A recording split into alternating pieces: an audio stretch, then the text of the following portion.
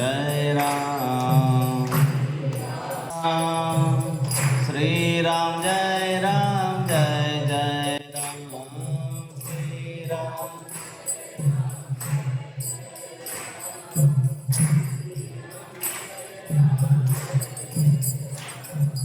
श्री राम जय जय राम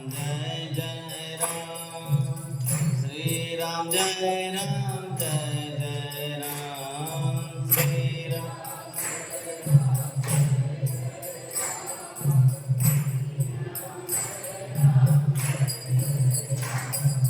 रघुपति राघव राजा राम पतित पावन सीताराम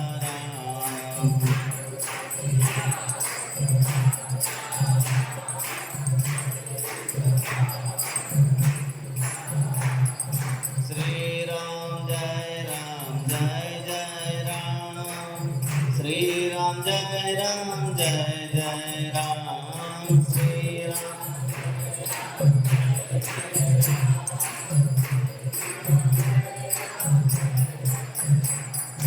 श्री राम जय जय राम श्री राम जय जय राम श्री राम जय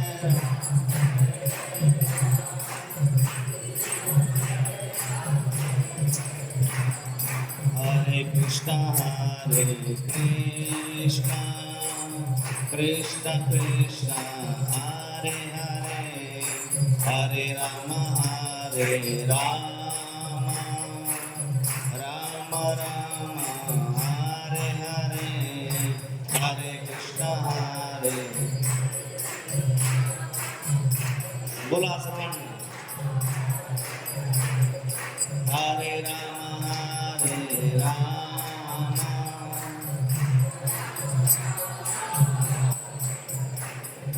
हरे कृष्ण कृष्ण कृष्ण हरे हरे कृष्ण कृष्ण कृष्ण हरे राम राम राम हरे हरे हरे राम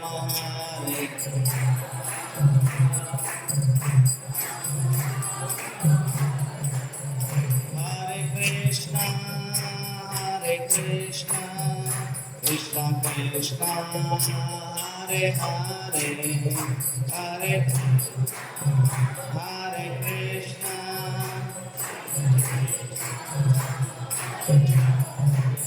हरे राम राम राम हरे हरे हरे राम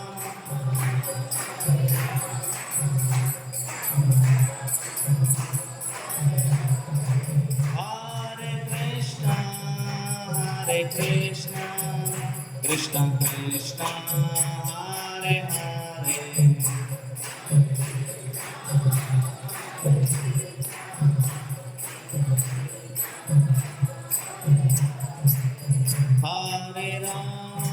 हरे राम राम राम हरे हरे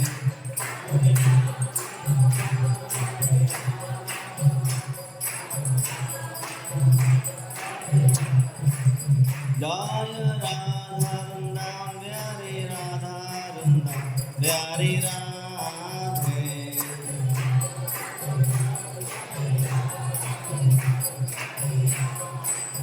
जय गौरनिताय गौरनिताय जय Gaur Nitai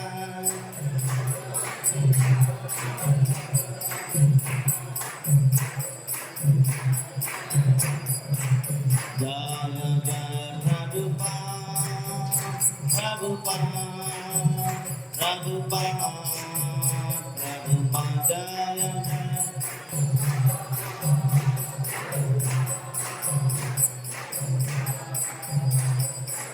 Nittayar Hari Bol Hari Bol Hari Bol Hari बोल निताय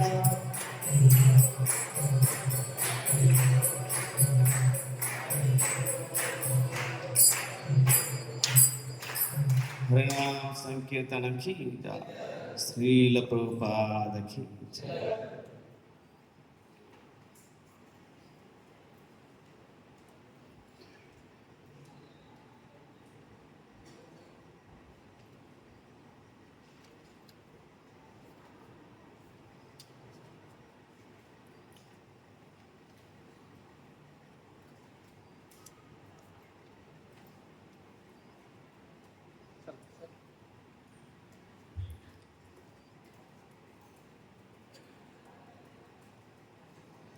ओम अज्ञानतिमिरान्धस्य ज्ञानाञ्जनशलाकया चक्षुरुन्मिलितं येन तस्मै श्रीगुरुवे नमः। श्रीचैतन्यमनोभीष्टं स्थापितं येन भूतले स्वयं रूपं कदा मह्यं ददाति स्वपदान्तिकं। वन्देऽहं श्रीगुरुं श्रीयुतपदकमलं श्रीगुरुं वैष्णवांश्च श्रीरूपं साग्रजातं सहगण रघुनाथान्वितं तं सजीवं साद्वैतं सावधूतं परिजनसहितं कृष्णचैतन्यदेवं श्रीराधा कृष्णपदां सहगण ललिता श्रीविशाखान्वितांश्च नम ॐ विष्णुपादाय कृष्णपृष्ठाय भूतले श्रीमते भक्तिवेदांत स्वामिनिति नामिने। नमस्ते सरस्वती देवे गौरवाणी प्रचारिणे निर्विशेष शून्यवादी पाश्चात्यदेशतारिणे। हे कृष्ण करुणा सिंधु दीनबंधु जगत्पते गोपेश गोपिका कांत राधा कांत नमस्तुते। तप्त कांचन गौरांगी राधे वृंदावनेश्वरी वृषभानुसुते देवी प्रणमामि हरिप्रिये। वाञ्छाकल्पतरुभ्यश्च कृपा सिन्धुभ्यैव च पतितानां पावनेभ्यो वैष्णवेभ्यो नमो नमः। जय श्री कृष्ण चैतन्य प्रभो नित्यानंद श्री अद्वैत गदाधर श्रीवासदि गौर भक्तवृंद। हरे कृष्णा कृष्ण कृष्ण हरे हरे राम हरे राम राम राम हरे हरे। कृष्णा हरे कृष्णा कृष्ण कृष्ण हरे हरे हरे राम राम राम हरे हरे। हरे कृष्ण। आज भागवत गीता अभ्यास वर्ग हा तिसरा दिवस मध्ये आपल्या सर्वांचं स्वागत आहे।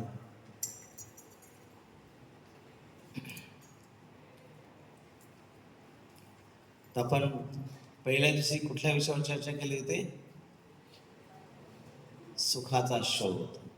आणि सुखाचा शोध घेण्यासाठी आपण पहिली कशावर चर्चा केली होती? ह्या जगात मूळ दुःख कुठले आहेत? कुठले मूळ दुःख आहेत? 4 दुःख मूळ आहेत: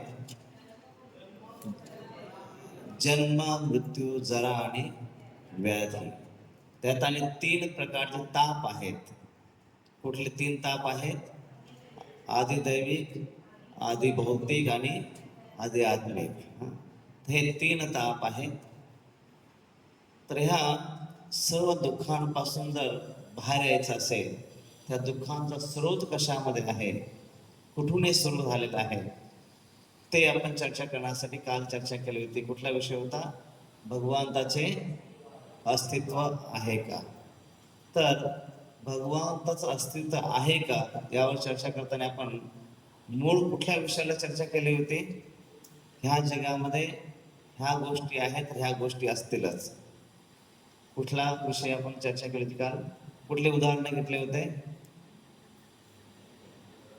ह्या जगात दृश्य गोष्टी जर आहेत त्यावर अदृश्य गोष्टीची माहिती मिळू शकते. पहिले आपण स्लाइड्स कुठल्या चर्चा केल्या होत्या? ह्या जगामध्ये जर एखाद्या शरीराची गरज आहे, त्याला तहान लागते, भूक लागते, झोप लागते, तर त्या गरजा पुरवणाऱ्या गोष्टी इथे आहेत. तर मग जीव, आपला स्वभाव आहे की आपल्यापेक्षा श्रेष्ठ त्याच्याप्रती आकर्षित होणं. त्यासाठी मग आपल्यापेक्षा श्रेष्ठ असे भगवंत किंवा एक शक्ती, त्याला एनर्जी म्हणा, शक्ती म्हणा, किंवा काही नाव देऊ शकतात. त्याला संस्कृतमध्ये शास्त्रामध्ये भगवान म्हटलेलं आहे. तर भगवंताचे 4 गुणधर्म आपण बघितले. तर भगवान कशाला म्हणू शकतो? पहिला गुणधर्म काय होता? भगवंताचा 4 गुणधर्म बघितले होते ना. भगवंताची व्याख्या 4 गुणधर्म आपण चर्चा केली होती. कुठले? जे सर्वांचे स्रोत आहे पण त्यांचा कोणी स्रोत नाही. पुढचा, जे सर्वांचे स्वामी आहेत पण त्यांचा कोणी स्वामी नाही. आणि ते सर्वांचे नियंत्रक पण त्यांचा कोणी नियंत्रक नाही. आणि इकडून मुला येऊ द्या. आणि शेवटचा पहिला कोणता होता? स्रोत आहे, त्यांचा कोणी स्रोत नाही. आणि सर्वांचे स्वामी आहे पण त्यांचा कोणी स्वामी नाही. त्यानंतर बोला बोला, सर्वांना बोला. ना आता मला असं वाटेल की मी काहीतरी इथे फक्त बडबड करून जातोय. तुमच्याकडून जर उत्तर आलं तर कळेल की तुम्ही मला काहीतरी कळत आहे. हा, परम नियंत्रक, जे सर्वांना नियंत्रण करतात पण त्यांना कोणी नियंत्रण करणारा नाही. आणि परम भोक्ता, हे 4 गुणधर्म आहेत. आणि भगवान या शब्दाची व्याख्या आपण काल चर्चा केली होती मुलींकडून. भगवान या शब्दाची व्याख्या काय होती काल आपण चर्चा केली. भग म्हणजे ऐश्वर, वाण म्हणजे जो धारण करतो. कुठले 6 ऐश्वर्य आपण चर्चा केली होती? एकेकाने हात वर करून सांगायचं मुलींकडून. 6 ऐश्वर्य. धन, पुढे ज्ञान, ख्याती, हा, वैराग्य, आणि सौंदर्य, बळ, शक्ती. तर षड ऐश्वर्य पूर्ण. ह्या जगातही ऐश्वर्य आहेत पण लिमिटेड आहेत. भगवंताकडे ही ऐश्वर्य पूर्ण रूपामध्ये, म्हणून त्यांना भगवान म्हटलेलं आहे. त्यानंतर आपण शास्त्रांची चर्चा केली. ज्ञान कुठून आपल्याला मिळतं? जसे 3 ज्ञान प्राप्त करण्याचे 3 मार्ग आपण चर्चा केले होते. कुठले 3 मार्ग होते? पहिला मार्ग, 3 मार्ग ज्ञान प्राप्त करणे 3 मार्ग सांगितले होते. प्रत्यक्ष प्रमाण, अनुमान प्रमाण आणि शब्द प्रमाण. शब्द आता वाटते काहीतरी क्लास चालू आहे. तर हे 3 मार्गाचे ज्ञान प्राप्त करणे 3 मार्ग किंवा 3 प्रमाण आपण बघितले. याच्यातले प्रत्यक्ष प्रमाण पूर्ण आहे की अपूर्ण आहे? अपूर्ण. का अपूर्ण आहे प्रत्यक्ष प्रमाण? कारण की त्याच्यामध्ये प्रत्येक मानवामध्ये 4 प्रकारचे दोष आहेत. ठीक आहे. पहिला दोष इंद्रिय पूर्ण आहे. दुसरा दोष भ्रमित होतो. त्यानंतर मग ते चुका करतो आणि शेवटी फसवण्याची वृत्ती आहे. दुसरं प्रमाण कुठलं बघितलं होतं आपण? अनुमान प्रमाण. तर पूर्ण आहे का? त्याच्यामध्ये पण दोष, फक्त अंदाज बांधला जातोय. तिसरं प्रमाण आपण काय बघितलं होतं? शब्द प्रमाण. शब्द प्रमाणासाठी उदाहरण कसं दिलं होतं मुलींकडून? शब्द प्रमाणासाठी उदाहरण कुठलं होतं? शब्द प्रमाण चर्चा करताना आपण एक उदाहरण दिलं होतं, विशेष आपले व्यावहारिक उदाहरण होतं. आईचं उदाहरण दिलं होतं की आपले पिता कोण आहेत याची ओळख जी आहे आपल्याला आई करून देते. तसं आपले परमपिता भगवान त्याची ओळख जी आपल्याला कोण करून देतं? शास्त्र. म्हणून आपण शास्त्रांचा चर्चा केली होती. मग शास्त्रानुसार आज आपण चर्चा करत आहोत. पण भगवान आहे, पण नक्की भगवान कोण आहे? काल आपण एक उदाहरण दिलं होतं. एक वडील ध्यान करायला बसले आणि ते देवीचं ध्यान करतायत, हे मा. आणि मुलगा पण बाजूला बसलाय आणि तो पण ध्यान करतो. कोणाचं? हे मा. तर अशा प्रकारे नॉलेज नसेल, माहिती जर नसेल, तर आपण आपल्या मनोकल्पित देव निर्माण करू, मनोकल्पित आपण परंपरा निर्माण करू, मनोकल्पित भगवंताबद्दल चर्चा करत असो. म्हणून शास्त्राच्या आधारे समजून घेणं की नक्की भगवान कोण आहे, भगवान एक आहे की अनेक आहे. खास करून आपण बाहेर समाजामध्ये जेव्हा जातो, अनेक वेळेस लोक आपल्याला चिडवतात, कधी कधी हिनवतात, सांगतात की तुमच्याकडे तर भरपूर देव आहेत, तुम्ही याला बोलवलं तो नाही आला तर मग काय, मग याला कुणाकुणाची पूजा करायची, कुणाकुणाची भक्ती करायची, नक्की भक्ती करायची कुणाची? आमच्याकडे तर एकच देव आहे, आमचा तर एकच भगवान आहे. बरोबर, असे बऱ्याच वेळेस चर्चा होतात. म्हणून आपल्या वैदिक धर्मामध्ये सुद्धा भगवान एकच आहे. परंतु याचा अर्थ असा नाही की देवता नाहीत. मग देवता काय आहे, ते भगवंत काय आहेत, हे आज आपण चर्चा करणार आहोत.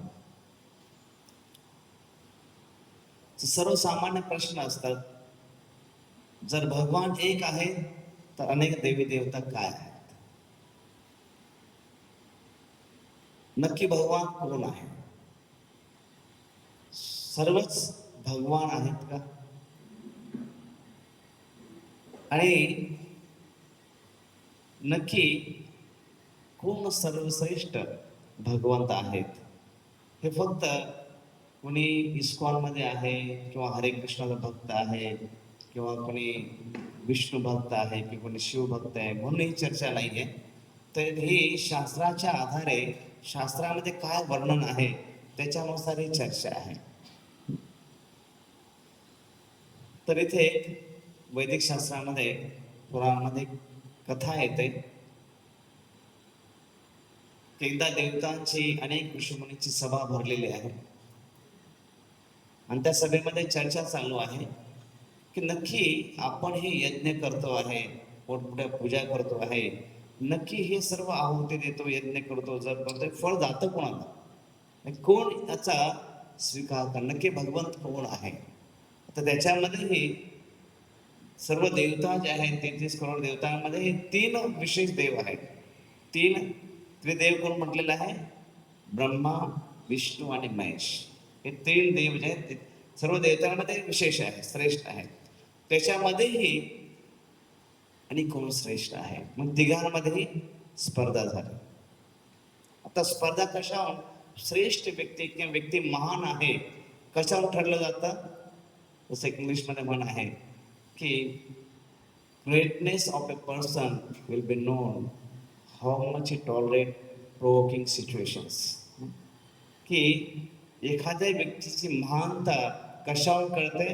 की त्याच्याकडे सहन करण्याची क्षमता किती आहे. Greatness of a person will be known how much he tolerates provoking. Provoking म्हणजे विचलित करणाऱ्या. हाऊ मच ही टॉलरेट, टॉलरेटने सहन करतो. How much he tolerates provoking situations. एका व्यक्तीची महानता कशावर कळते? की तो विचलित करणाऱ्या प्रसंगांना किती सहन करतो. आपण ह्या जगामध्ये सुद्धा थोर, महान कुणाला मानतो? ज्याने खूप संघर्ष करून पुढे गेला.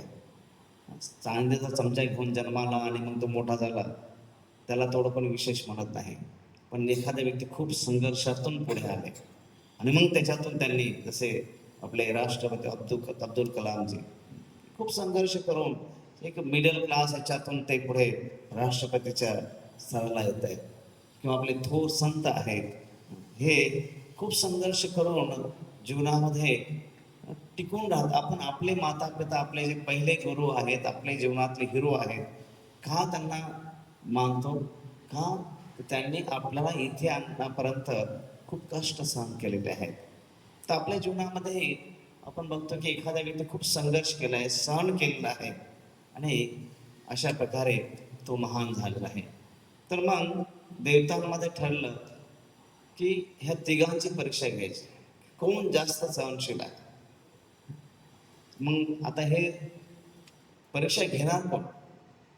माणसाच्या गळ्यात घंटा बांधणार कोण? हा? की परीक्षा, आता परीक्षा काय छोट्या मोठ्याचे नाहीये. ब्रह्मा विष्णू महेश यांची परीक्षा, ते पण ते किती सहन करतात. म्हणजे काहीतरी त्यांना अपमानित करावं लागेल, त्याच्यावर कडे ते सहन करतात की नाही ना. मग शेवटी ही जबाबदारी जी आहे भृगु ऋषी यांना देण्यात आले. आणि मग भृगु ऋषी निघाले आणि त्या शेवटी ते कुठे पोहोचले? ब्रह्मलोकामध्ये. ब्रह्मलोकामध्ये सभा भरलेली आहे. अनेक देवतागण तिथे बसले ब्रह्माजी समोर. आणि जेव्हा कोणी एखादा क्लास चालू असेल किंवा एखादी मीटिंग चालू असेल, कुणाला जर अचानक मध्ये यायचं असेल तर शेवटी काय करतो? अगोदर परमिशन मागतो, नॉक करतो, आत येऊ का मागतो. पण भृगु ऋषीने तसं काही केलंच नाही. सभा भरलेली आहे, ब्रह्माजी उंच आसनावर बसलेले आहेत आणि एकदम पिन ड्रॉप चालू, सगळी चर्चा चालू आहे. अचानक पाय आपटा दणादण असं एकदम छाती पुढे करून भृगु ऋषी पोहोचले. तर ब्रह्माजी, आता भृगु ऋषी ब्रह्माजीचे पुत्र आहेत, परंतु इतका उद्धटपणा ब्रह्माजींना सहन झाला नाही. पण सर्वच लोक बसले आहेत घरामध्ये. आपण बघतो की पाहुणे आले की लहान मुलांना जास्त होते. जेव्हा लहान मुलं एकटे जर आई असले ना, मस्ती केली खाटकन कानामागे पडतं. परंतु त्याला माहिती आहे की पाहुणे आलेले आहे, आई काही करू शकत नाही, मारू तर शकतच नाही, वडील काही करू शकत नाही, गपचिप त्यांना सहन करावं लागतं. तर त्यावेळेस मुलांना जास्त मस्ती येते नाही, इकडे उड्या मारतात, तिकडे उड्या मारतात. तर ब्रह्माजी इथे काही करू शकले नाहीत की हा इतक्या उद्धटपणे बिंदास आज शिरला, विचारलं नाही, काही नाही, पाय आपला बिंदास घेऊन ब्रह्माजी समोर उभा राहिला. तर ब्रह्माजी बघतच राहिले. परंतु ब्रह्माजी नाही, सहन झालं नाही, बोलले नाही. परंतु भृगु ऋषीने बघितलं की ब्रह्माजी नाराज झाले, त्यांच्या कपाळावर आडी आलेले. बघा, माणसाला वेगवेगळ्या ठिकाणी राग येतो. माणसाला जर कपाळावर राग आला ना, डोक्यावर, तर ते डोक्याच्या इथे कपाळावर आड्या येतात, असं तणाव येतो. डोळ्यात जर राग आला, डोळे लाल बंद होतात.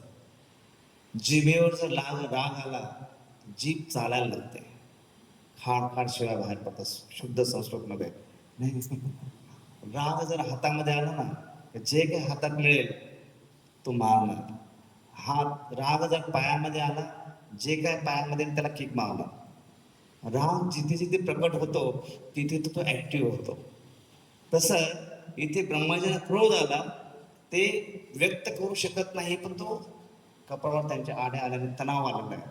भृगु ऋषीने बघितलं की फेल, मी सहन करू शकले, मी फक्त काही बोललोच, फक्त येऊन उभा राहिलो तरी सहन करू शकले नाही.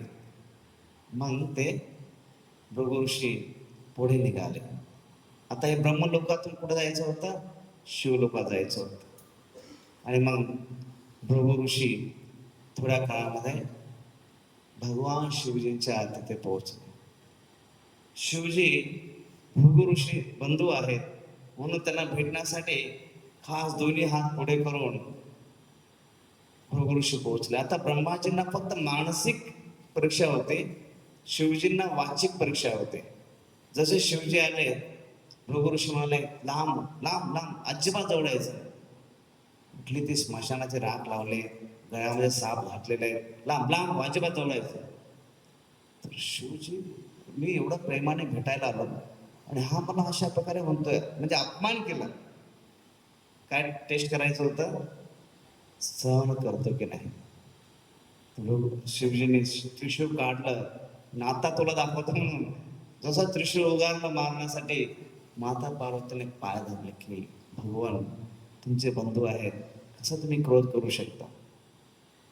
भृगु ऋषी म्हणाले, साफ फेल.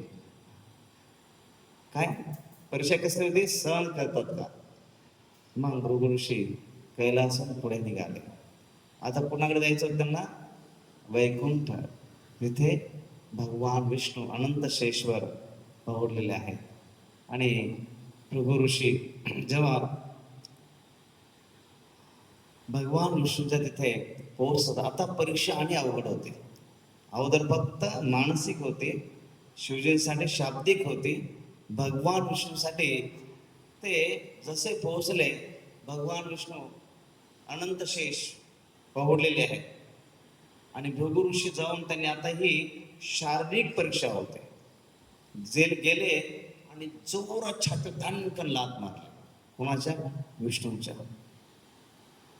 आणि भगवान विष्णू एकदम मंद हसमुख चेहऱ्यामध्ये, डोळे बंद आहे. जसा भृगु ऋषींची लात पडते छातीवर, हळूच डोळे उघडतात. त्या भृगु ऋषींचे चरण पकडतात आणि सांगतात, हे ब्राह्मण देव, माझ्या कठोर छातीमुळे तुम्हाला काही इजा तर झाली नाही ना? तर भृगु ऋषी एकदम क्षमा याचना मागायला लागले, क्षमा करा, ही तर फक्त परीक्षा होती, मी काही खास लाथ मारणे आल्यासाठी नव्हतं. म्हणजे अशा प्रकारे विनवणी करू लागले. नाही नाही, जे काही आहे हे भगवत इच्छा. अशा प्रकारे भगवान विष्णू ते सहन करतात. आणि मग भृगु ऋषी परत त्या सभेमध्ये येतात, सांगतात, तिघांची परीक्षा झाली, ग्रेटेस्ट टॉलरेट करणारा व्यक्ती जो आहे भगवान विष्णू आहे. म्हणून पालनाचं कार्य जे आहे विष्णूंकडे दिलं. निर्माण ब्रह्माजी करतात, सहा विनाश शिवजी करतात, आणि पालन विष्णू करतात. का? पालनासाठी खूप सत्वगुण लागतो, निर्माण करण्यासाठी रजगुण लागतो. कुठली बिल्डिंग बांधायची आहे, धावपळ करणं, सिमेंट विटा जमा करणं, कामगार लागणं, शेकडो लोक लागणं, राजशिकता असते, धावपळ असते. तोडायचं असेल, जेसीबी मागवला, लोक लावले, 10 तोडून टाकलं. पण बिल्डिंग जेव्हा 50-100 वर्ष ते मेंटेन करायचे, पेशन्स, सत्व लागतं त्याच्यामध्ये. तर हे कार्य जे आहे भगवान विष्णूकडे दिलं जातं. मग अशा प्रकारे श्रीमद भागवतामध्ये वर्णन आहे की विष्णुस्ती त्रिनिरूपाणी पुरुषाख्यान्यथ विदो एकम तु महतरस्रष्ट द्वितीयं त्वंड संस्थितम तृतीयं सर्वभूतस्थं तानि ज्ञात्वा अनुच्यते. हे 3 विष्णू जे आहेत, आता पण आपण एकच विष्णू ऐकले होते, हे 3 विष्णूंचं वर्णन जे आहे शास्त्रामध्ये येत आहे. तर कसे 3 विष्णू जे कशा कुठून निर्माण होत आहेत? हे भगवान कृष्णापासून 3 विष्णू येत आहेत. भगवान कृष्ण आहे, हे शास्त्रामध्ये जे वर्णन आहे ते आपण ऐकतो आहे. त्यांच्यापासून पुढे येतात चतुर्भुज विष्णू, ज्यांच्या अगोदर एक वंशीधारी आहे, त्यांच्यापासून हे चतुर्भुज रूप जे आहे, शंख चक्र गदा पद्म, हे विष्णू प्रकट होत आहेत. त्यापासून नंतर मग कारणोदक्षायी विष्णू, जे कारणोदक्षायी विष्णू आहे, ते सृष्टीची निर्मिती कशी होते हे सुद्धा याच्यातून आपल्याला समजतं आहे. कारणोदक्षायी विष्णू हे कारणोदक सागरावर पडलेले आहेत आणि त्यांच्या केस रंध्रांपासून ब्रह्मांड निर्माण होत आहे. हे जे आपल्याला जे केस रंध्रातून घामाचे थेंब येतात ना, तसे त्यांच्या केस रंध्रांपासून हे ब्रह्मांड, आपण जो हे ब्रह्मांड आहे, ब्रह्मांड त्याच्या केस रंध्रांपासून उच्छवास सोडतात, त्याच्यापासून एक अनंत ब्रह्मांड बाहेर येतं. म्हणून आपण म्हणतो अनंत कोटी ब्रह्मांड आहे. म्हणजे कारणोदक्षायी विष्णू, त्यांच्या केस रंध्रांपासून हे ब्रह्मांड येत आहे. आणि मग प्रत्येक ब्रह्मांड जो आहे, प्रत्येक ब्रह्मांडामध्ये 14 भुवन आहे. भूलोक, भुवरलोक, स्वर्गलोक, तपलोक, जनलोक, महरलोक, आपण भविष्यामध्ये चर्चा करू. त्याच्या खाली 7 लोक आहेत, वर 7 लोक आहेत, आणि त्याच्यामध्ये मध्ये जे भूलोक आहे, पृथ्वी आहे. तर हे श्रीमद भागवतामध्ये वर्णन आहे. कारणोदक्षायी विष्णूपासून जे आहे पुढे मग गर्भदक्षायी विष्णू येतात. हे प्रश्न तुम्हाला विचारणार नाही, पेशी घेऊ नका. रोज नावं तर पाठ झाले पाहिजे ना. तर कारणोदक्ष विष्णूपासून गर्भोदक्ष प्रत्येक ब्रह्मांडामध्ये ते प्रवेश करतात. आणि तुम्ही ऐकलं असेल की कमळापासून ब्रह्माजी उत्पन्न होतात. तर गर्भोदक्ष विष्णू जे आहेत त्यांच्या नाभी कमलापासून कमळनाथ प्रकट होतो आणि कमळावर ब्रह्माजी प्रकट होतात. ते म्हणजे गर्भोदक्ष विष्णू. आणि मग गर्भोदक्ष विष्णू पासून जे आहे हे क्षरोदक्ष विष्णू, जे आपण प्रत्येकाच्या हृदयामध्ये परमात्मा आहेत ते. आता ब्रह्मांड निर्माण झालं करोदक्ष विष्णू त्यांच्यापासून. प्रत्येक ब्रह्मांडामध्ये प्रवेश केले गर्भोदक्ष विष्णू. प्रत्येक ब्रह्मांडामध्ये प्रवेश केल्यानंतर जी ब्रह्माजीने सृष्टी निर्माण केली, प्रत्येक जीवाच्या हृदयामध्ये परमात्म्याच्या रूपामध्ये स्थित झाले ते क्षरोदक्ष विष्णू. आता कृष्ण आणि विष्णू हे दोन वेगळे आहेत का? नाही. कृष्ण आणि विष्णू जे आहेत हे जसं एखादी व्यक्ती घरी आहे आणि मग ते ऑफिसमध्ये जात. घरी असताना कोणी त्यांना दादा म्हणतं, कोणी बाबा म्हणतं, कोणी भाऊ म्हणतं. पण ते जेव्हा ऑफिसमध्ये जातात कोणी बॉस म्हणतं, कोणी सर म्हणतं, कोणी टीचर म्हणतं ना. तर कृष्ण आणि विष्णू जे यांच्यामध्ये हा फरक आहे की जे वृंदावनचं स्वरूप आहे, मथुरा स्वरूप ते कृष्ण आहे. पण ते जेव्हा सृष्टी कार्यामध्ये मदत करतायत तेव्हा ते विष्णू म्हणून कार्य करतायत.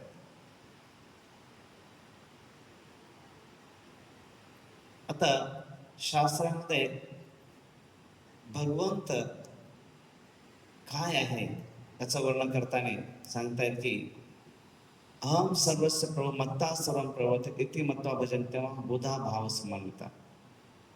कृष्णच आपली स्वतःची ओळख करून देताना गीतेमध्ये सांगतात की मी सर्व आध्यात्मिक भौतिक जगताचा उद्गम आहे, स्रोत आहे. सर्व सृष्ट जगत माझ्यापासून प्रकट होते. तसेच ते जड पदार्थ आहे किंवा जीवन पदार्थ आहे, सर्व कारणांचे कारण सुद्धा येते चान्स कला पुरुषा कृष्णस्त भगवान स्वयं. श्रीमद भागवतामध्ये जे व्यासदेव आहे ज्याने 4 वेद दिले, पुराण दिले, काल आपण सर्व चर्चा केली काय काय शास्त्र आहेत, ते सर्व शास्त्र व्यासदेवाने दिले. आणि तेच व्यासदेव भागवतामध्ये लिहित आहेत की येथे चान्स काला कोणसा कृष्णस्त भगवान स्वयं. भगवद्गीता ऐकली सर्वांनी, એટલે माहिती तरी आहे भगवद्गीतेबद्दल. जेव्हा धृतराष्ट्र बोलतात तेव्हा काय लिहितात व्यासदेव? धृतराष्ट्र वाच. संजय बोलतात तेव्हा काय लिहितात व्यासदेव? संजय वाच. जेव्हा अर्जुन बोलतात काय लिहितात? अर्जुन वाच. जेव्हा कृष्ण बोलतात काय लिहितात व्यासदेव? श्री भगवान वाच. श्रीकृष्ण वाच लिहित नाही. अर्जुन बोलले तेव्हा अर्जुन वाच लिहिला, संजय बोलले तेव्हा संजय वाच लिहिला, जेव्हा कृष्ण बोलले तेव्हा काय लिहिला? श्री भगवान वाच. म्हणजे व्यासदेव ज्याने सर्व वेद पुराण दिले ते सांगताय कृष्ण हे सर्वसाधारण देवता किंवा यांच्याप्रमाणे नाही की मनुष्य नाही, तर ते पूर्ण पुरुषोत्तम भगवान आहे. म्हणून इथे व्यासदेव भागवतामध्ये वर्णन करतात येते चान्स कलात्नुसार कृष्णस्थ भगवान स्वयं. जसं पौर्णिमेचा पूर्णचंद्र असतो आणि इतर वेळेस अष्टमीला, षष्टीला, सप्तमीला काय असतं त्याच्या कला असतात. पौर्णिमेला पूर्ण चंद्र आहे आणि इतर वेळेस त्याच्या कला असतात. तसं कृष्ण हे पूर्ण पुरुषोत्तम भगवान पौर्णिमेच्या चंद्राप्रमाणे आणि बाकी सर्व अवतार जे आहेत कलांप्रमाणे आहे. हे अशा प्रकारचे व्याख्या ते करतायत. तसेच काल आपण ही चर्चा केली होती की भगवान म्हणजे काय. ऐश्वर्यस्य समग्रस्य विरेश श्रिय ज्ञान वैराग्य शिव क्षणम भग इतिंगला. ज्यांच्याकडे पूर्ण रूपामध्ये संपत्ती आहे, पूर्ण रूपामध्ये शक्ती आहे, पूर्ण रूपामध्ये कीर्ती आहे. असं आपण बघतो की काल द्वारकेची चर्चा केली होती आपण की सर्व ऐश्वर्य. एवढंच नाही, भगवान अहम सर्वस्व प्रभव. भौतिक जगातलं जे काही कृष्णाचं भौतिक जगाचा आध्यात्मिक जगाचाही स्रोत मी आहे, म्हणजे सर्व काही त्यांच्या मालकीचं आहे. तसेच शक्ती फक्त 7 वर्षाचे असताना गोवर्धन पर्वत उचलताय. कीर्ती तसेच सौंदर्य, स्वतः भगवंत त्यांच्या सौंदर्याबद्दल आश्चर्य करतायत की इतका सुंदर व्यक्ती कोण असू शकतो. ज्ञान आणि वैराग्य. तर काल आपण ही चर्चा केली होती. श्रीकृष्ण व्यक्त की अव्यक्त. कधी कधी लोक म्हणतात की भगवान आहे पण कसा निराकार आहे, त्यांना आकार नाहीये. तर हात नाही, पाय नाही, फक्त एक देव आहे, भगवान आहे पण निराकार आहे. कधी कधी ही चर्चा असते.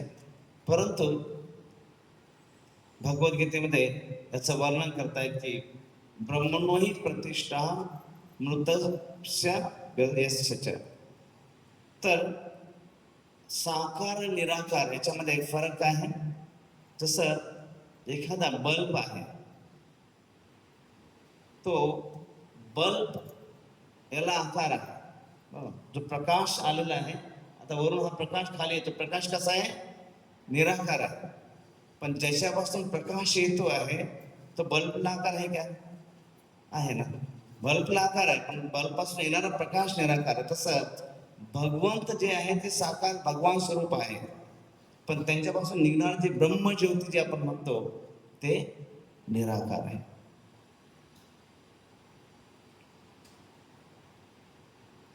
तर मग भगवंत आणि देवी देवता हे काय आहे.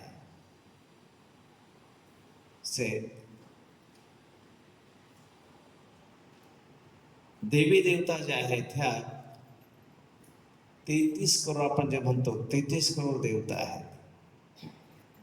ते काही चुकीचं नाही आहे, कारण देवी देवता ज्या आहेत ह्या पूर्ण सृष्टीचं मॅनेजमेंटचं कार्य बघतायत. बघा, साधा आपला जर वाडा तालुका घेतला, ह्या देशाचा पंतप्रधान किती आहेत, एक आहे. देश चालवण्यासाठी सरकारचे माणसं किती आहेत, लाखो असते ना. विचार करा, एक देश चालवण्यासाठी लाखो सरकारचे माणसं लागतात एक देशासाठी. तर पूर्ण 14 भुवनांचा हे ब्रह्मांड आहे, तो चालवण्यासाठी 33 करोड देवता, हे जास्त झालं का. तर हे सर्व मॅनेजमेंट चालवण्यासाठी प्रत्येक सृष्टीमध्ये पाऊस पडतो आहे त्याचं नियंत्रण देवता करतायत. सूर्यप्रकाश पडतो आहे त्याचं नियंत्रण देवता करतायत. एवढंच काय, प्रत्येक व्यक्तीचं जे शरीर आहे त्याच्यावर देवतांचं नियंत्रण आहे. म्हणून देवता अनेक आहेत, भगवंत एक आहे. किंवा देवता जे आहेत भगवंताच्या अंश आहेत आणि भगवंत जे आहेत कृष्ण जे आहेत पूर्ण पुरुषोत्तम आहेत. तसेच देवता जे आहेत हे आज्ञाकारी सेवकाच्या भावनेने सदैव भगवंताची पूजा करतायत. जेव्हा तुम्ही देवीचं स्वरूप असेल किंवा शिवजी असतील, शिवजी कैलासवर काय करतात, नेहमी नामस्मरण करतायत. कधी पण बघा शिवजी हातामध्ये माळा असते, हनुमानजी सदैव राम नामाचा जप करतात. हे सर्व जे आहेत भगवंताच्या अंशाने भगवंताच्या सेवेत आहेत. भगवंत हे परमपूजनीय आहेत. देवता हे ह्या भौतिक प्रकृतीच्या अधीन आहेत आणि भगवंत हे ह्या भौतिक प्रकृतीच्या परे आहे. देवता ज्या आहेत विश्वाच्या विविध कार्यांचे प्रबंधन करण्यासाठी नियुक्त केलेले प्रतिनिधी आहेत. भगवंत परम नियंत्रक आहेत, भगवंताच्या इच्छांच्या अधीन आहेत देवता जे आहेत, आणि संपूर्ण स्वतंत्र जे आहेत भगवंत आहेत. भौतिक शरीर जन्म जरा व्याधी मृत्यूच्या अधीन आहेत. देवतांनाही शेवटी जसे म्हणून ब्रह्माजी आहेत सृष्टीचे निर्माण करतात, शेवटी त्यांचंही एक आयुष्य आहे. हे जे आता आपण युगात राहतो हे कलियुग आहे. कलियुगाची वयोमर्यादा किती आहे, हे कलियुग 4,32,000 वर्षाचं कलियुग आहे. आता कलियुग सुरू होऊन महाभारत जेव्हा संपलं तेव्हा कलियुग सुरू झालं. महाभारतापर्यंत 5,000 वर्षापूर्वी द्वापरयुग चालू होतं. तर 4,32,000 वर्षाचा हे कलियुग आहे. 4,32,000 वर्षाचे डबल केले किती होतात, 4,32,000 वर्षाचे डबल केले किती होतात, 8,64,000 वर्षाचा द्वापार युग. तर 8,64,000 वर्षामध्ये परत एक कलियुग ऍड कर, किती झालं? 8,64,000 मध्ये परत 4,32,000 वर्ष ऍड केले, किती झाले? 12,96,000. आता ते झालं त्रेतायुग. त्रेतायुगाने परत आणि कलियुग ऍड करा, किती झाले?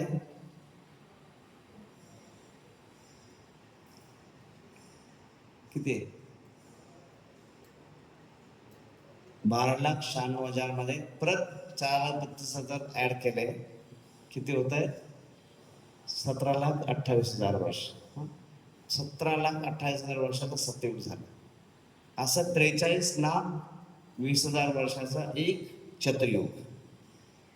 असं 71 चतुर्युग म्हणजे ब्रह्माजींचा एक मन्वंतर. एक मन्वंतर म्हणजे 14 मन्वंतर म्हणजे ब्रह्माजींचा दिवस आणि तेवढीच ब्रह्माजींची रात्र. म्हणजे विचार करा, 100 वर्ष ब्रह्माजी जगतायत, किती वय असेल? पण शेवटी 100 वर्षांतर ब्रह्माजींचं पण आयुष्य संपतं आणि मग पूर्ण ब्रह्मांड जे आहे प्रलय होतो. आता काही लोक मध्येच उठवतात की आता कलियुग संपणार आहे, मग 2032 मध्ये सतयुग चालू होणार आहे, म्हणजे काहीतरी कल्पना करत बसतात. हे सर्व शास्त्रामध्ये वर्णन आहे की कधी कलियुग चालू झालंय, कधी कलियुग संपतंय, त्याच्यानंतर कधी सतयुग चालू होत आहे, सर्व वर्णन आहे. तर एक मन्वंतर म्हणजे 74, एक चतुर्युग, सतयुग, त्रेतायुग, द्वापरयुग, कलियुग. हे किती झाले? 43,20,000 वर्षाचा एक चतुर्युग. असे 71 चतुर्युग म्हणजे एक मन्वंतर. असे 14 मन्वंतर म्हणजे ब्रह्माजींचा दिवस झाला. विचार करा किती मोठा दिवस असेल तो. म्हणून जे म्हणतात मनुष्याचं आयुष्य हे क्षणभंगूर आहे. का क्षणभंगूर म्हटलेलं आहे? कारण एवढा मोठा काळ आहे ब्रह्माजींचा, त्याच्यासमोर मनुष्याचं 60-70 वर्षाचं आयुष्य क्षणभंगूर आहे. जसं कॅमेराचा फ्लॅश पडतो ना, किती सेकंद असतो, तसंही आयुष्य आहे ब्रह्माजींच्या समोर. असं कधी येतात तर कसं निघून कळत पण नाही. एवढंच काय, आपण बघतो ना रात्री कधी कधी पावसाळ्यामध्ये किडे येतात काही, एखाद तास 2 तास थांबतात आणि खलास सगळं होऊन जातं. बालपण झालं, तरुणपण झालं, लग्न झालं, मुलं झालं आणि मेले पण काही मिनिटामध्ये होऊन जातं, तासात होऊन जातं. तसं हे सर्व देवता जे आहेत हे जन्म मृत्यूच्या अधीन आहेत.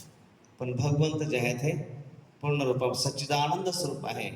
जन्म, आजारपण, म्हातारपण किंवा मृत्यू नाही आहे. भगवान कृष्णाला तुम्ही जेव्हा कुरुक्षेत्राच्या युद्धभूमीवर होते तेव्हा भगवानचं वय होतं 125 वर्ष. पण तुम्ही जर ऐकलं किंवा जर बघितलं तर कुठेही भगवंताला वृद्ध दाखवलेलं नाहीये. तसेच देवता हे 3 गुणांच्या अधीन आहेत. भौतिक गुणांच्या प्रवाहापासून भगवंत अलिप्त आहे. देवतांचं जे पद आहे अस्थायी आहे. बघा, पंतप्रधान आहे, मुख्यमंत्री आहे, हे काय आहे? मुख्यमंत्री पद आहे, व्यक्ती बदलतोय. पंतप्रधान पद आहे, व्यक्ती बदलतो. तसं इंद्र, चंद्र, वरुण, सोम हे सर्व पद आहेत, व्यक्ती बदलत आहेत.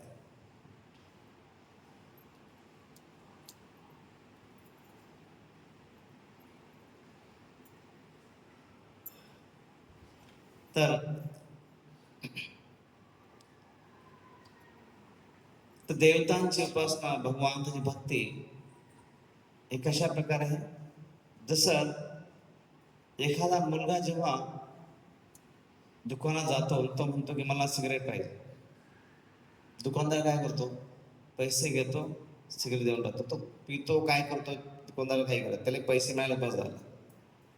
पण तो जर वडिलांना सांगितलं की मला बाबा मला सिगरेट प्यायला पैसे पाहिजे, वडील देतील का?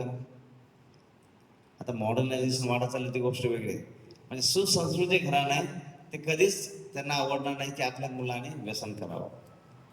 पण दुकानदार मागितलंय देऊन टाकणार. तसं देवतांसाठी व्रत केलं, एखादं अनुष्ठान केलं की देवतांना प्रसन्न केलं, देवता देऊन टाकतात.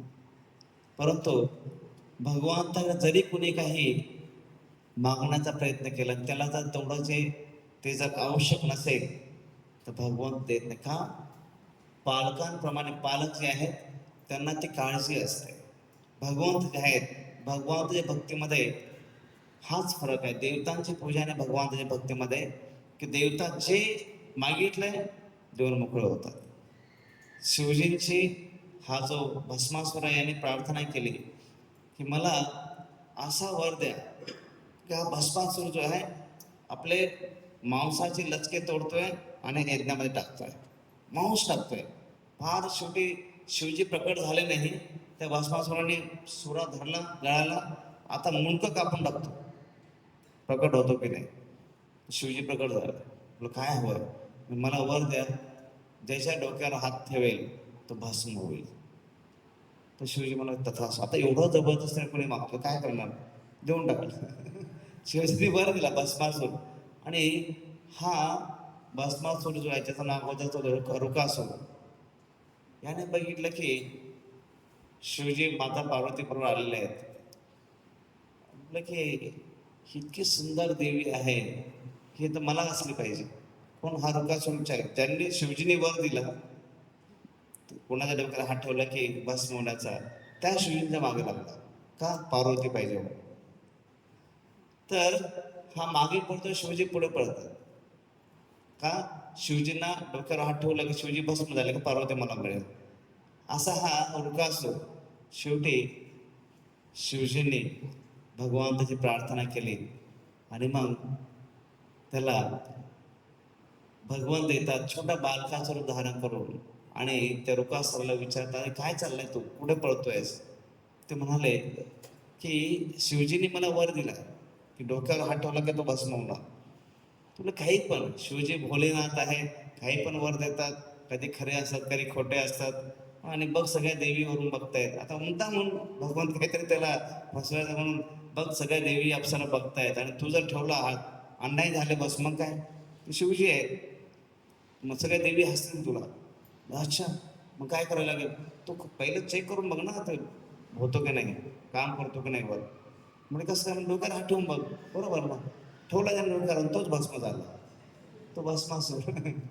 तर हे कधी कधी देवतांना जबरदस्ती करून एखादं व्रत अनुष्ठान करून वर प्राप्त केले जातात. पण भगवंताने कुणी जरी अशा प्रकारे प्रार्थना करायला गेला तर भगवंत जर आवश्यक असेल त्याच्या कल्याणासाठी तर देतील, नाहीतर देत नाहीत. असं मूल दुकानात जातो आणि आई वडिलांची जी काळजी असते तो फरक आहे. म्हणून इथे भगवंताची आपल्याकडे ते सरकार आहे, महाराष्ट्र सरकार आहे किंवा केंद्र सरकार आहे, तसं देवतांचंही सरकार आहे जे एक मन्वंतरपर्यंत चालतं. ब्रह्माजींच्या एका दिवसाला 14 मन्वंतर होतात, तर 14 मन्वंतरामध्ये 14वे सरकार बदलत आहे. जसं पावसाचं जे नियंत्रण आहे ते इंद्राकडे असतं, पावसाचे देवता आहे. किंवा प्रकाशाचे देवता ही सूर्यदेव आहे. किंवा उष्णतेची देवता ही अग्निदेव आहे. तसेच पाण्याची देवता ही वरुण देव आहे. तसेच वनस्पतीची देवता, वनस्पतींना पोषण करणारे की ते आपल्याला मिळणारं पोषण, त्याची देवता चंद्रदेव आहे, सोम आहे. तसेच हवेची देवता ही वायुदेव आहे. धनाची देवता जी आहे लक्ष्मी देवी आहे. किंवा पूर्ण देवतांचा जे खजिनदार आहे ते कोषाध्यक्ष कुबेर आहे. किंवा पूर्ण सृष्टीची रक्षा मंत्री जे आहे कोण आहे? दुर्गादेवी आहे. एकदा श्रील प्रभुपादांना कोणी विचारलं की स्वामीजी तुमचे जे भारतीय वैदिक संस्कृती आहे ही पुरुष प्रधान आहे, पुरुषांकडे जास्त अधिकार आहे, ते जास्त कंट्रोल करतायत. तर श्रील प्रभुपाद म्हणाले असं असं काही नाही आहे म्हणे. वैदिक संस्कृतीमध्ये जे मुख्य खाती असतात, सरकारमध्ये मुख्य खाती कुठले असतात? एक अर्थ खातं, दुसरं रक्षा खातं आणि शिक्षण खातं. हे 3 खाती मुख्य असतात सरकारमध्ये. आणि आपल्या वैदिक संस्कृतीमध्ये तिन्ही खाती कोणाकडे आहेत? अर्थ खातं कोणाकडे आहे? कुठल्या देवताकडे आहे? लक्ष्मीकडे आहे. रक्षा खातं कोणाकडे आहे? दुर्गा देवीकडे आहे. आणि शिक्षण खातं कोणाकडे आहे? सरस्वतीकडे. कोण सांगतो पुरुष प्रधान संस्कृती आहे? तिन्ही तर महिलाच आहे ना. तर जसे देवतांचे सेनापती कार्तिकेय आहे, सरस्वती ज्ञान व शिक्षणाचे अधिकारी आहे, तसेच जे कुणी जे जे काही कार्य करतं त्याचं दंड देणं, शिक्षा देणं, त्याचं व्यवस्थापन जे आहे हे यमराजकडे आहे, किंवा निर्माण खातं जे आहे ब्रह्माजींकडे आहे. अशा प्रकारे देवता ज्या ह्या 33 करोड देवता जे आहेत या पूर्ण कार्यामध्ये आहेत.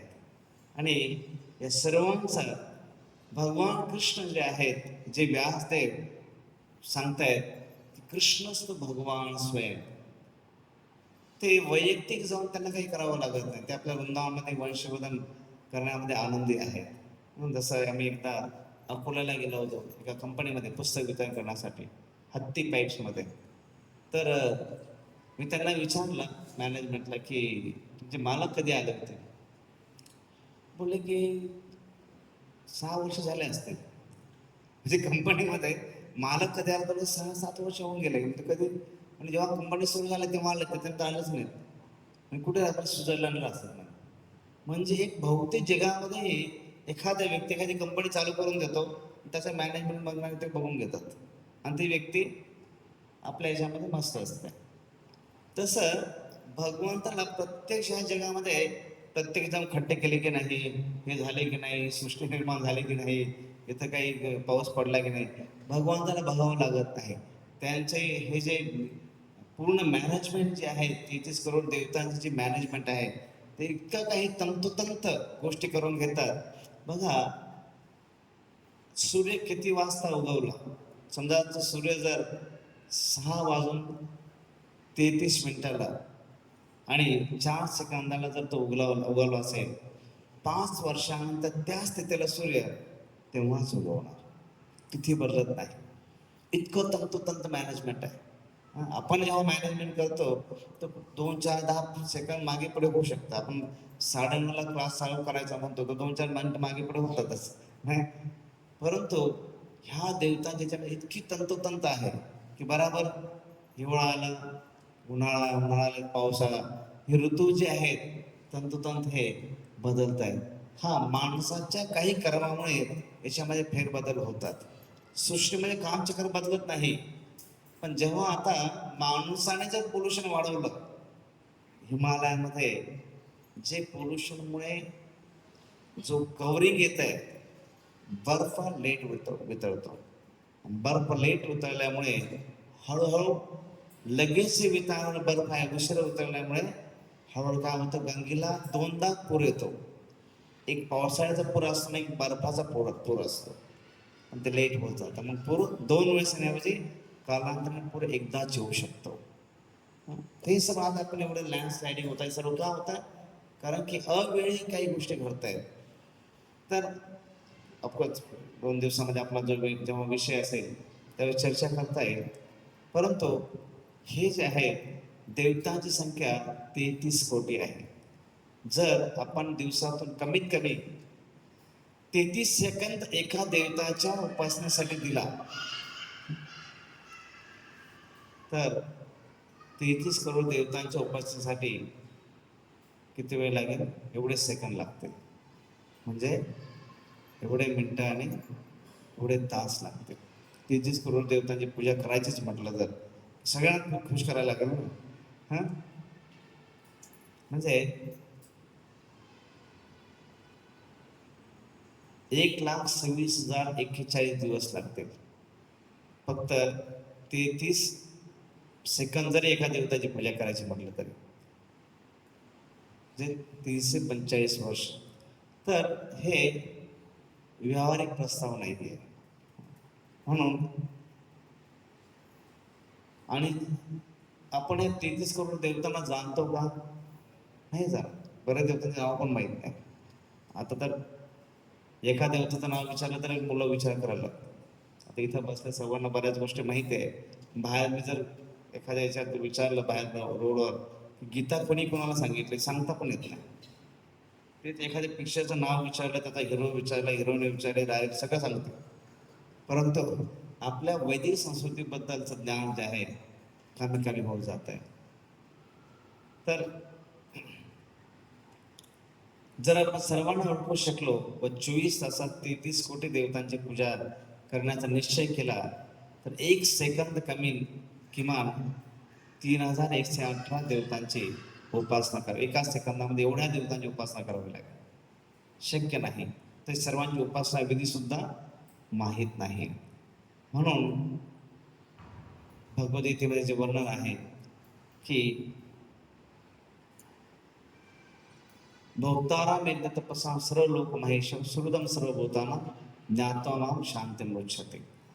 तर भगवंत जे आहेत सर्व यज्ञांचे भोक्ता आहेत. जसं एखादा म्हटलं की मी झाडाच्या प्रत्येक पानाला पाणी घालतो, प्रत्येक फांदीला पाणी घालतो, का झाड टिकून ठेवायचं आहे. शक्य आहे का? झाडाच्या मुळाला पाणी घातलं की सर्व पानांना फांद्यांना आपोआपच पाणी मिळतं. तसं भगवंताची भक्ती केली की सर्व देवता जे आहेत प्रसन्न होतात. याचा अर्थ असा नाही की मग आपण गणेशांची पूजा करू नये, शिवजींची पूजा करू नये किंवा देवीची पूजा, असं नाही आहे. कुणीही एखादा भक्त जो आहे कुठल्या देवताचा कधी अवमान करत नाही किंवा अपमान करत नाही, परंतु त्यांना भगवान म्हणून बसणं हे पण तेवढं चुकीचं आहे. सभेला जर मुख्यमंत्री आले, त्यांच्यावर कलेक्टर आले, सरपंच आले, तर आपण फक्त कलेक्टरला ओळखतो, मुख्यमंत्र्याला ओळखत नाही. मुख्यमंत्र्यासमोर जर आपण कलेक्टरचंच गुणगान करायला लागलो, आमचे कलेक्टर साहेब आहेत, आमचे कलेक्टर असे आहेत, आमचे कलेक्टर साहेब असे आहेत, त्यांचा गुणगान मुख्यमंत्र्याबद्दल विचारलाच नाही केले, कलेक्टरला आवडेल का? नाही. कारण मुख्यमंत्र्यासमोर त्याची अपेक्षा आहे की मुख्यमंत्र्याची स्तुती करा, माझी नाही. कलेक्टरला स्वतःला ते आपण त्याला खुश करायला जाऊ, पण तो पण खुश होणार नाही. तसं ह्या सर्व देवता ज्या आहेत ह्या भगवंताच्या भक्त आहेत. ते इंद्र असो, चंद्र असो किंवा गणेशजी आहेत, शिवजी आहेत. शिवजी सदैव रामनामाचा जप करतायत, हनुमानजी सदैव रामनामाचा जप करतायत. याचा अर्थ आपण जेव्हा हनुमानजींच्या मंदिरात जातो, नॅचरली हनुमानची सेवा करणं, नतमस्तक होणं, प्रणाम करणं. पण हनुमानजींना आनंद तेव्हा जेव्हा जास्त होतो जेव्हा कोणी रामनामाचा जप करतो. इव्हन दुर्गा देवी आहे, त्या सुद्धा भक्त आहेत. ज्यावेळेस एकदा बंगालमध्ये एक चंडीदास म्हणून एक महान संत होऊन गेले. ते कालीचे पूजक होते. एक दिवस त्यांचा लहान भाऊ जो हा विष्णूचा भक्त आहे, तर त्याच्याकडे काही धन ऐश्वर्य नाही आहे, पण हा जो चंडीदास आहे त्याच्याकडे भरपूर प्रॉपर्टी आहे, मोठा गार्डन आहे, बगीचा आहे. तो जेव्हा पूजा करण्यासाठी आला, तर त्याचा जो लहान भाऊ होता तो गरीब असताना त्याला काही गार्डन नाही, काही नाही. जेव्हा तो शालिग्रामची पूजा करायला गेला, विष्णूची पूजा करायला गेला, त्याला अर्पण करण्यासाठी फुल सुद्धा नाही आहे. पण त्याने काय केलं, बाजूच्या गार्डनमध्ये एक सुंदर फुल उमललेलं होतं, पण त्याला कॉर्डर केलं होतं, कुलूप लावलं होतं गेटला, आज जाऊ शकला नाही. म्हणून त्याने काय केलं, तिथूनच बाहेरूनच प्रार्थना केली की भगवंता, त्या गार्डनमध्ये जे सुंदर फूल आहे कृपया त्याचा स्वीकार करा. तोडून आणलं नाही, का जाऊ शकला नाही, फक्त तिच्यावर प्रार्थना केली, भगवंता कृपा करून ते सुंदर फूल आहे उमललेलं, त्याचा तुम्ही स्वीकार करा. आणि निघून गेला. तिच्यानंतर चंडीदास जे आहेत ते पोचले. त्यांचं स्वतःचं गार्डन होतं. तो सुंदर देवीची मूर्ती होती, मूर्तीची पूजा केली, अभिषेक घातला, शृंगार केला, आरती केली. आणि जेव्हा फूल अर्पण करण्यासाठी जेव्हा ते गार्डनमध्ये गेले आणि ते फूल जेव्हा त्यांनी, तेच फूल जे सुंदर उमललेलं होतं, जे त्यांच्या लहान भावाने अर्पण केलं होतं मानसिकरित्या, तेच फूल त्याने तोडून आणलं. त्याला काय माहीत नव्हतं अगोदर काय झालं असं. त्याने तोडून आणलं आणि देवीच्या चरणावर ठेवलं. जसं देवीच्या चरणावर ठेवलं तसं देवीची मूर्ती बोलू लागली, हे वत्स, आज मी खूप खुश आहे, प्रसन्न आहे, तुला हवा तो वर माग. तर चंडीदासला वाटलं कुठून आवाज येतोय, तर तेव्हा त्याने बघितलं स्वतः देवी बोलते आहे. तर ते विचारतात की मी एवढी 40 वर्षापासून तुझी एवढी पूजा करतोय, सेवा करतोय, व्रत करतोय, उपवास करतोय, एवढी कधी प्रसन्न झाली नाही. नास काय मी तुला अर्पण केलं त्याच्यामुळे एवढी तू प्रसन्न झाले. तेव्हा ती देवी सांगते की हे जे फूल मला तू अर्पण केलंय हे अगोदरच भगवान विष्णू अर्पण झालेलं होतं आणि भगवान विष्णू अर्पण झालं तो प्रसाद तू मला दिल्यामुळे आज मी खूप प्रसन्न झाले आहे. मग तेव्हा ते विचारतात की जर एक छोटासा फुलाचा प्रसाद महाप्रसाद तुला अर्पण केल्याने एवढी जर तू खुश झाली असेल तर मग मी जर भगवंताची भक्ती केली विष्णूची भक्ती केली तर देवी सांगते माझे तुला आशीर्वाद आहे. तर देवी जास्त प्रसन्न होते का? कारण की सर्व देवतांचा हा एकच उद्देश असतो की अंततः या सर्व जीवांना भगवंताच्या चरणी घेऊन जाणं. तर पण बऱ्याच वेळेस फक्त आपल्याला काही धन ऐश्वर्याच्या इच्छे धनम देही पुत्रम देही भार्या देही यासाठी मंदिरामध्ये गेलं जातं. आपण मंदिरात जातो बऱ्याच वेळेस आणि नारळ फोडतो, अगरबत्ती लावतो आणि काय सांगतो? धनम देही पुत्रम देही भार्या देही, पत्नी पाहिजे, पती पाहिजे, गाडी पाहिजे, बंगला पाहिजे. किती रुपयामध्ये? फक्त एक अगरबत्ती ओवाळली, एक नारळ फोडलं आणि त्याच्यामध्ये एवढे मोठे लिस्ट वाचून दाखवले. चांगला बिझनेस आहे ना. तर त्याच्यासाठी नाही हे जेव्हा निस्वार्थपणे जेव्हा कोणी कुठल्याही देवतांकडे गेल्यानंतर त्यांना आनंद होतो आणि निस्वार्थपणे जेव्हा कोणी त्यांची पूजा करतात मग ते गणेशजींची असेल, देवीची असेल, शिवजींची असेल, निस्वार्थपणे प्रेमाने जेव्हा सेवा करतात 100% ते त्या व्यक्तीला पुढे पाठवतात. कुठे? भगवंताच्या चरणी पाठवतात, कारण की ते ऑलरेडी तेच करतायत.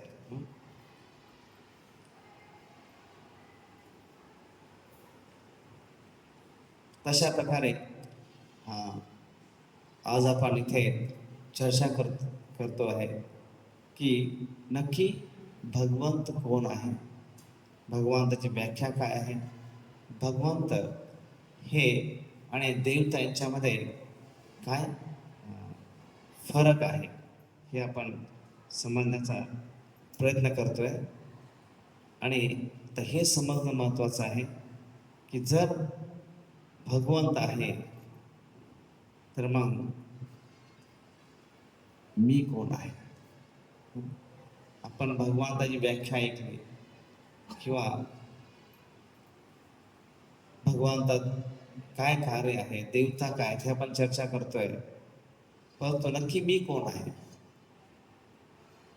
किंवा पुनर्जन्म आहे ही कल्पना आहे काय वास्तविकता आहे याबद्दल आपण जे आहे थोडी चर्चा करूया. त्याच्या अगोदर सर्वांनी आपापल्या जागी थोडं उभे राहूया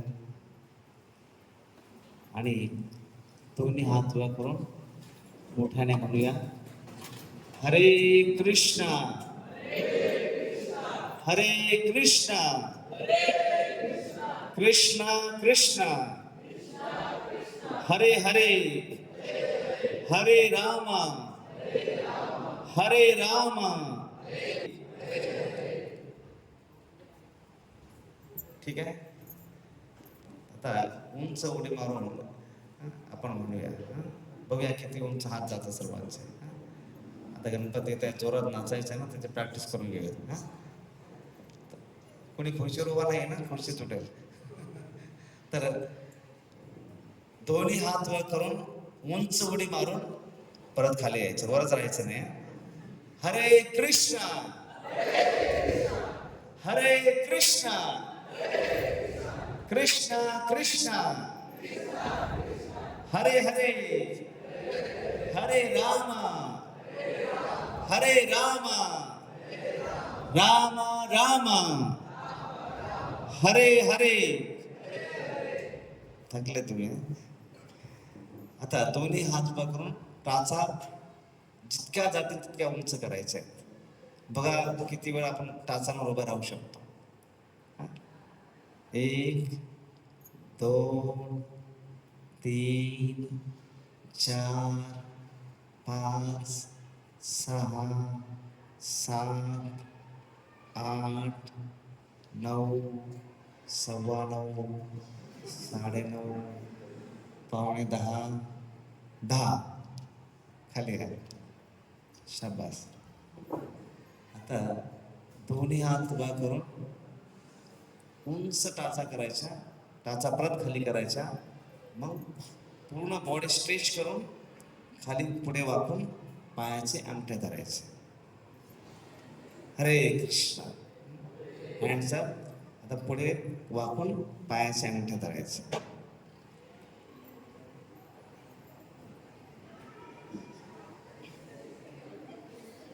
हरे कृष्ण. परत सरळ व्हा. खाली बसा. बसा खाली बसा.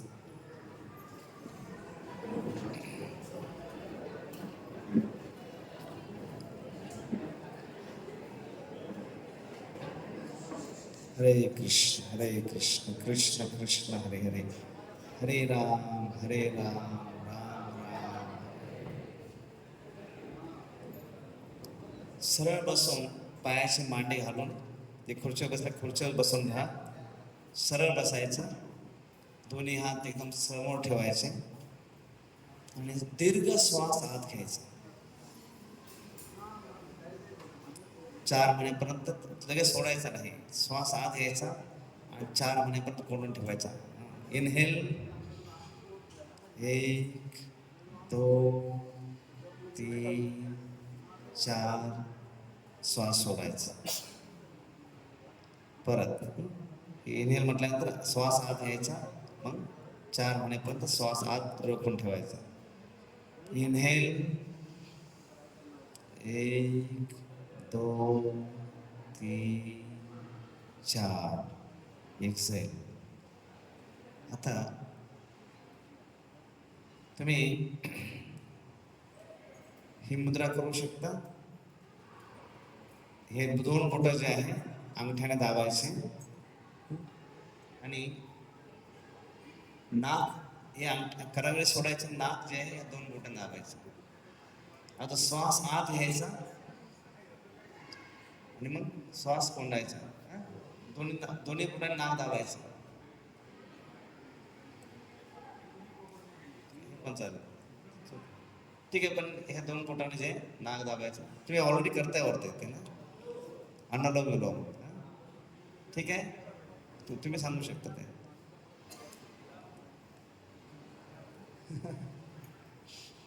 तर हे 4 महिन्यापर्यंत श्वास आत घ्यायचा, 8 महिन्यापर्यंत श्वास आत ठेवायचा आणि मग परत श्वास बाहेर सोडायचा. श्वास आत घ्यायचा 1 2 3 4. श्वास बंद. 1 2 3 4 5 6 7 8. श्वास सोडायचा. दीर्घ श्वास सोडायचा. हरे कृष्ण.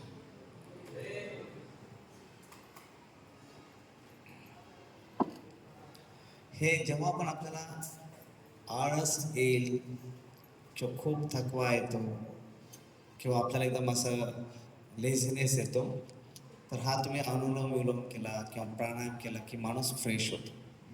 ताजगी जी आहे आपल्याला अनुभव करू शकतो. झोप उडाले सगळ्यांच्या 2 मिनिटात. हरे कृष्ण. तर पुनर्जन्म ही कल्पना की वास्तविकता. आपण चर्चा करत आहोत की मी कोण आहे. आता मी कोण आहे, कुणाला जर प्रश्न विचारला काय उत्तर असेल, कोणी सांगू शकता? हा, अजून तुम्ही एखाद्या शाळेत गेलाय आणि तुम्हाला विचारलं मी कोण आहे, तुम्ही कोण आहे, काय सांगता? विद्यार्थी आहे. आणि दुसरं आपली ओळख देताना मग काय काय ओळख देतो सांगा. काय नाव आहे? म्हणजे नावाच आहे फक्त, नावच नाव आहे. काय काही कोणी पण सांगू शकतो. मी रूप रघुनाथ दास आहे, बरोबर. आणि मी वकील आहे, मी डॉक्टर आहे, जे काय असेल ते. तशा प्रकारे आपण कोणाची ओळख देतो? हे जे शरीर आहे त्याची आपण ओळख देतो की मी पुरुष आहे, मी एक विद्यार्थी आहे, मी स्त्री आहे, एक विद्यार्थिनी आहे. परंतु खऱ्या अर्थाने मी अस्थायी शरीर नसून एक शाश्वत आत्मा. ही जी ओळख झाली कशाची झाली? अस्थायी जे तात्पुरतं शरीर आहे त्याची ओळख आहे. परंतु याच्या शरीराचे पहिले मी कोणीतरी आहे, त्याच्याबद्दल आपण चर्चा करत आहोत.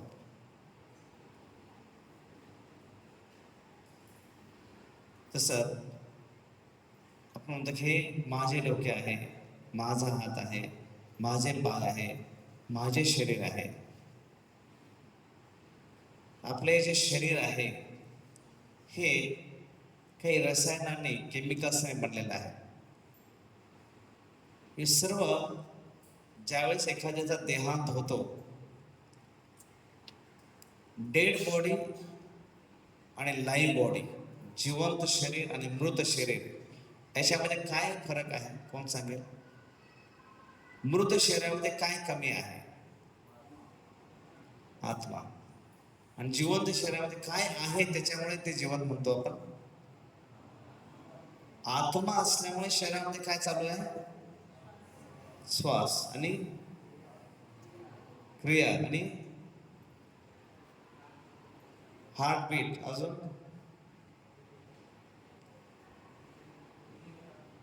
आणि जास्त महत्वाचं काय लागतं? रक्त, blood circulation. Heart attack, heart बंद, ब्लड सर्क्युलेशन बंद. म्हणजे आता जिवंत शरीरामध्ये आत्मा असल्यामुळे हार्ट चालू आहे, आत्मा असल्यामुळे रक्तप्रवाह चालू आहे, आत्मा असल्यामुळे श्वास चालू आहे. आत्मा निघून गेला, तो मृत झालं. तर सांगायचं मृत शरीराचं जर आपण जिवंत असताना शरीर विकतो म्हटलं, कोणी जाऊ नका विकायला, पण कोणी जर हे शरीर एक डोळा काढून देतो म्हटलं, किती रुपये येते? किडनी काढून देतो म्हटलं, लाखो रुपये. डोळा काढून दिला, किडनी काढून दिले. जिवंत आत्मा असताना शरीरामध्ये या सगळ्या एक एक अवयवाचे लाखो रुपये मिळतात. एक फक्त कोणी नाही, मी खूपच गरीब आहे, माझ्याकडे काहीच नाही. अरे एवढं धडधाकट शरीर, हा लाखो करोडचं शरीर मिळालं आणि काय पाहिजे? काही करू शकतो. तेच आत्मा निघून गेल्यानंतर त्या मृत शरीराची किती किंमत होते?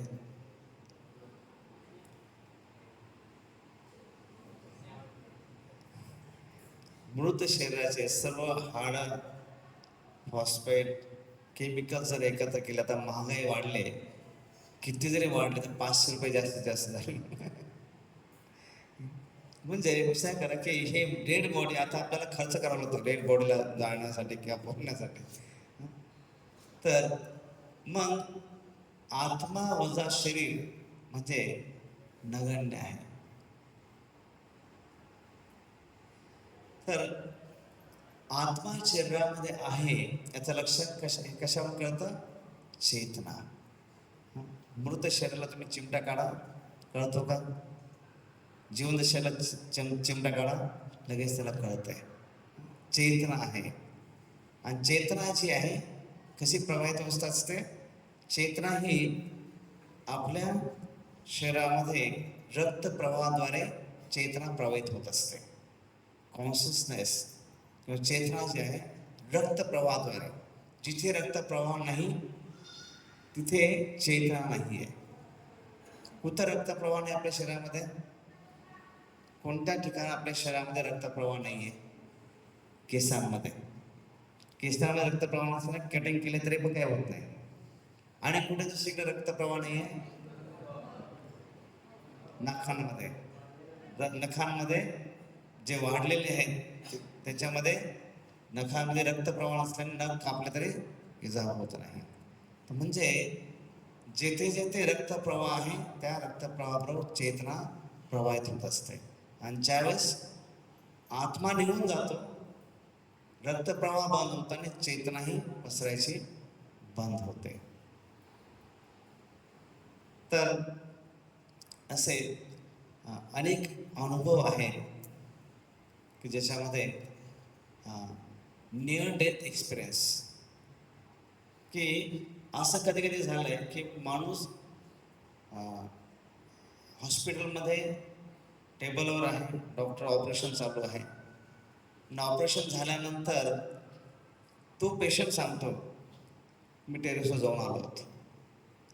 म्हणजे काय होतं, तो बॉडी मध्ये आहे आत्मा, पण निघून गेला, टेरेसवर बघितल्याने परत खाली आला आणि शरीरामध्ये प्रवेश केला. बरोबर आहे. त्याला कधी नियर डेथ एक्सपिरियन्स सुद्धा म्हणतात, किंवा एक्सपिरियन्स आउट ऑफ बॉडी. कधी कधी जीवात्मा जो आहे तो शरीरामध्ये तोपर्यंत शरीराच्या सगळ्या क्रिया चालू आहेत, पण कधी कधी आत्मा निघून परत शरीरामध्ये प्रवेश करतो. तर कधी कधी यांच्यावर विश्वास ठेवला जात नाही की भूत पिशाच वगैरे. तर कोणी म्हणत नाही ते ह्या जगात नाहीच आहे, पण ज्या अर्थी आत्मा आहे त्या अर्थी भूत पिशा सुद्धा आहे. परंतु ज्या वेळेस त्याच्याकडे शरीर नाहीये, कारण की आत्मा शरीराशिवाय भोग करू शकत नाही, त्याला भूक लागते. आता माणूस बघतो आहे, नक्की कोण पाहत आहे? आपण बघतोय, कोण पाहत आहे? डोळे पाहत आहे. खरंच डोळे पाहत आहेत? डेड बॉडी डोळे असं पाहतो का? कोण पाहत आहे? आत्मा पाहतो. फक्त आत्मा आहे तर तो पाहू शकतो का? नाही. म्हणजे आत्मा ह्या शरीराच्या डोळ्यांतून पाहतोय. बरोबर. खातो, नक्की कोण खातं? शरीर खातंय का? मग डेड बॉडी खाऊ शकते का? नाही खाऊ शकत. जर फक्त शरीरच खात आहे, मग डेड बॉडी खाऊ शकली पाहिजे, नाही खाऊ शकत.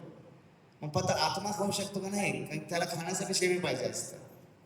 म्हणजे फक्त आत्माही कार्य करू शकत नाही, फक्त बॉडी कार्य करू शकत नाही. जेव्हा बॉडीमध्ये आत्मा असेल तर ते कार्य. आत्मा शरीराच्या द्वारे पाहतो, आत्मा शरीराच्या द्वारे खातो, आत्मा शरीराच्या द्वारे प्रेम करतो. पण आत्मा जर नसेल तर शरीर काही करू शकत नाही. म्हणून कधी कधी आपण बघतो की एखादा जीव असतो अतृप्त, भयंकर इच्छा असतात, पण भोग करण्यासाठी शरीर नाही आहे. कधी कधी दुसऱ्याच्या शरीरामध्ये प्रवेश करून तो भोग करण्याचा प्रयत्न करतो, त्याला म्हणतात झपाटणे. तर हे जे आहे कधी कधी खऱ्या अर्थाने पण असतं, आणि कधी कधी त्याच्याबद्दल बऱ्याच गोष्टी नाटकं सुद्धा होतात. परंतु हे याला आपण खोटं सांगू शकत नाही. तर हे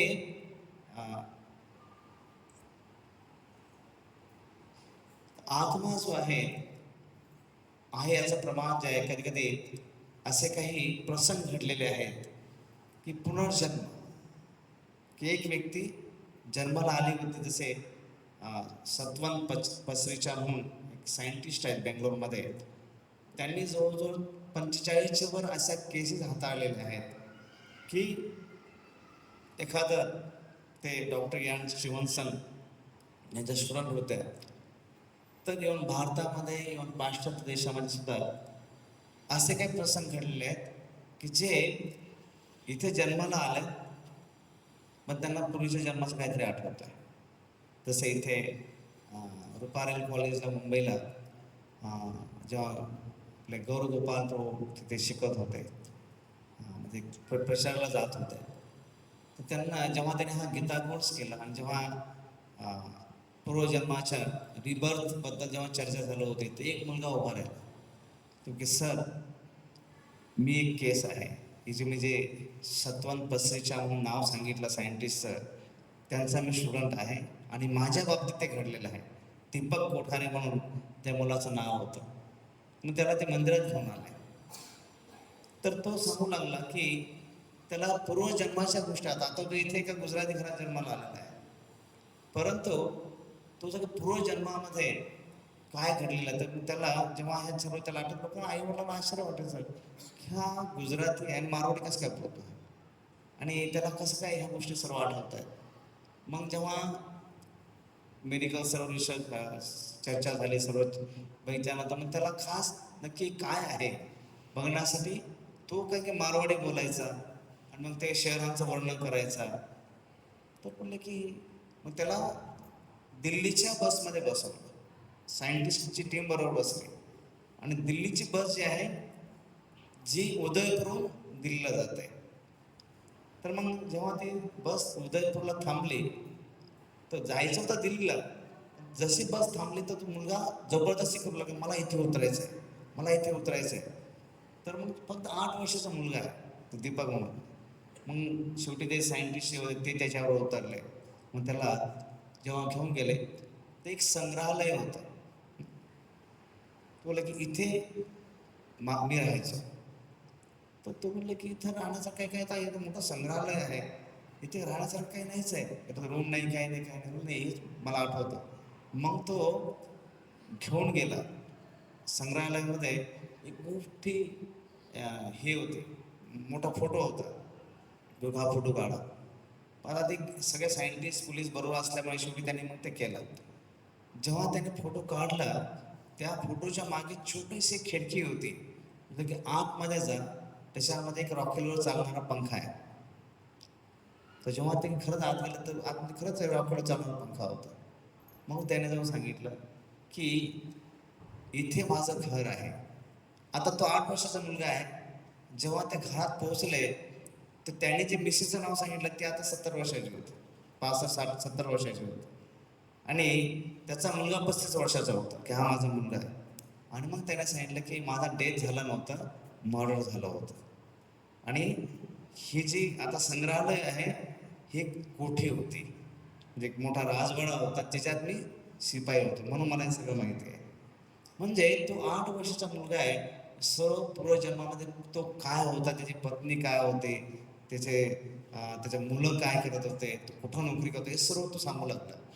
जेव्हा हे सर्व झाल्यानंतर जेव्हा तो राधाकृष्ण मंदिरात जेव्हा तो आला तिथे, तर मग तो हे सर्व प्रसंग सांगायला लागला. तो मला सांगून म्हणजे तिथं बघताना सांगू लागला की बस जास्त मी चर्चा करू शकत नाही. कारण की जेव्हा तो पाठीमागे जायचा हेडेक चालू व्हायचा त्याला, दुःख म्हणजे कारण की मनावर ताण. तर विचार करा, आता कोणी तर जगतोय आणि त्याला मागचं पण काहीतरी आठवत आहे. तर देखो आता एखाद्याला जर ॲक्सिडेंट, ही विस्मरण ही सुद्धा भगवंताची एक देण आहे. आपण विसरतो, एका दृष्टीने हे सुद्धा चांगलं आहे. एखादा जर ॲक्सिडेंट झाला असेल आणि ॲक्सिडेंट झालेल्या व्यक्तीला प्रत्येक गोष्ट ॲक्सिडेंट आठवतच राहिला, तो खाऊ पण शकणार नाही. असे अनेक प्रसंग येतात की व्यक्ती कधी कधी भयंकर याच्यातून जातो. तो प्रसंग घरामध्ये कधी कधी डेथ होते, एखादी प्रिय व्यक्ती डेथ झाली तर तो भयंकर शोक असतो, काही महिने भयंकर शोक असतो. पण काळाच्या ओघामध्ये विस्मरण हे सुद्धा ते देण आहे. तो जर नाही विसरला, ते व्यक्तीचं प्रत्येक स्मरण होत राहिलं तर हृदय जे आहे त्याचं कळवून उठेल, जगू शकणार नाही. तर हे पूर्वजन्माच्या स्मृती आपल्याला विस्मरण झालेले आहे. पण एखाद्याला स्मरण होत आहे तेवढं चांगलं नाही आहे. तरी पण असे अनेक केसेस आहेत भारतामध्ये आहे, पाश्चात्य देशामध्ये आहेत की ज्यांना ह्या गोष्टी आठवतात. याचा अर्थ पुनर्जन्म आहे. सायंटिस्टने सुद्धा आता प्रूव्ह केलेलं आहे. असे अनेक फॅमिली आहेत. जसं हा मध्ये बसलेला जो मुलगा आहे, आता तो यंग मुलगा आहे, पण पूर्वजन्मामध्ये जेव्हा त्याने जेव्हा तो त्या गावात पोहोचला तर त्याने सांगितलं ही जी आहे वृद्ध स्त्री जी आहे ती त्याची पत्नी होती मागच्या जन्मामध्ये. आता ती 70 वर्षात, हा 22 वर्षाचा मुलगा आहे. तर असे अनेक प्रसंग जे आहेत हे सायंटिफिकली प्रूव्ह झालेले इन्सिडेंट्स आहेत. जसं आता इथे कोपऱ्यामध्ये ही जी मुलगी दिसते की तिला आता ही डावीकडे जी आहे पूर्वजन्माची आई आहे आणि उजवीकडे ही ह्या जन्माची आई आहे. दोन्ही आईंबरोबर ती तिथे उभी आहे. तर आणि हे फक्त कोणीतरी सांगितलं म्हणून नाही, मग पूर्ण सायंटिस्टची टीम बरोबर जाऊन त्यांच्या सांगण्यानुसार आता 5 वर्षाच्या किंवा 7 वर्ष मला काय आठवणार आहे. आता जेव्हा तो दीपक कोठारी जेव्हा तो बोलत होता तर ते कधीच राजस्थानला गेले नाही त्याच्या अगोदर. उदयपूरला मुंबईच्या बाहेर ते कधी गेले नव्हते 8 वर्षाच्या मुलाला घेऊन. तरी पण तो आता आजूबाजूला कोणीतरी मारवाडी बोलणार असेल तो शिकतो, तसं काही नाही. पण तो उपजतच मारवाडी बोलतोय, म्हणून गुजराती फॅमिलीमध्ये राहतोय, घरात गुजराती बोलतात पण तो मारवाडी बोलतोय. आणि उदयपूरचे सगळे वेगवेगळे सिनरी सांगतोय, हे इथे बंगले आहेत, इथे कोठी आहेत, इथे राजवाडे आहेत, सगळं सगळं तो सांगतोय. 8 वर्षाचा मुलगा. का? हे पूर्वजन्मातल्या गोष्टी ज्या आहेत स्मृती होत आहेत. म्हणून आपलं शरीर जे आहे बदलतं आहे, परंतु आत्मा जो आहे शाश्वत. आत्म्याबरोबर जेव्हा देहांत होतो, आपल्या प्रत्येकाला 3 प्रकारचे शरीर आहे. आपण एकमेकांच्या डोळ्याने जे बघतो हे पंचमहाभूतांचे शरीर आहे, जे भूमी, आग, तेज, नभ, वायू याने बनलेलं आहे. त्याच्या आत जे आपल्याला सूक्ष्म शरीर आहे, मन, बुद्धी, अहंकार. आणि त्याच्या आत जे आहे आध्यात्मिक शरीर आत्मा आहे. जेव्हा मृत्यू होतो त्यावेळेस पंचमहाभूतांचं शरीर जाळलं जातं किंवा पुरलं जातं, परंतु सूक्ष्म शरीर मन, बुद्धी, अहंकार या आत्म्याला घेऊन पुढचा प्रवास करतात. त्याच्यामुळे काही स्मृती ज्या असतात ह्या पुढे जातात. काहींना त्या स्मृती आठवतात, सगळ्यांनाच आठवतात असं जरुरी नाही. परंतु शरीरावर आत्म्याचा अंत होत नाही. आपण आत्म्याला बघू शकतो का? नाही. तसं फूल बघू शकतो, फुलाला सुगंध दिसतो का? नाही सर ना. लोक म्हणतात की नाही, तुम्ही आत्मा दाखवा, देव दाखवा, मग आम्ही विश्वास ठेवतो. व साधा या पंचमहाभूतातले पंचमहाभूत सगळे दिसत नाहीत. आपल्याला भूमी दिसते, जमीन दिसते, अग्नी दिसतो, हवा दिसते का? हवा आहे कशावर कळतं आपल्याला? लक्षण. कपडे हालतायत, थंडी वाजते, वारा लागतोय, लक्षणावर कळतं की हवा आहे. कुणी जर म्हणालं की मी आत्मा दिसत राहील, विश्वासच ठेवत नाही, तर त्याला जर विचारलं तुझी बुद्धी दिसते का? कोणाची बुद्धी दिसते का? नाही दिसत ना. मग ते आहे की नाही बुद्धी? आहे. कशावरून? लक्षणावरून तो उत्तर देतोय. लक्षणावरून की त्याची बुद्धी आहे. मन मनाला लागलं, कुठं तर काही दिसत नाही, मन लागलं कसं काय तुला? लक्षणावर कळतं की मनाला मन आहे. तसं आत्मा जो आहे हा जरी दिसत नसला तरी पण लक्षणावर कळतं की त्याचा आत्मा आहे. मृत शरीर आणि जिवंत शरीर. असे मॅच बॉक्स आहे, त्याच्यामध्ये अग्नी आहे का? आहे, पण दिसत नाही आहे. तर लोणी आहे, लोण्यामध्ये दूध आहे का? आहे ना, दुधापासून तो बनलेलं आहे, पण त्यात फक्त लोणी दिसत आहे, तूप दिसत नाही. जसं आता आपल्याला ऊस बघतोय, ऊसामध्ये गुळ आहे किंवा गुळामध्ये ऊस आहे. तसं आत्मा जो आहे हा शरीरामध्ये निवास करतो.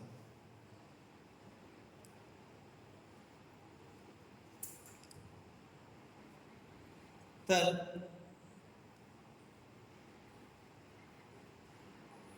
एखादा व्यक्ती कार चालवतो कोण?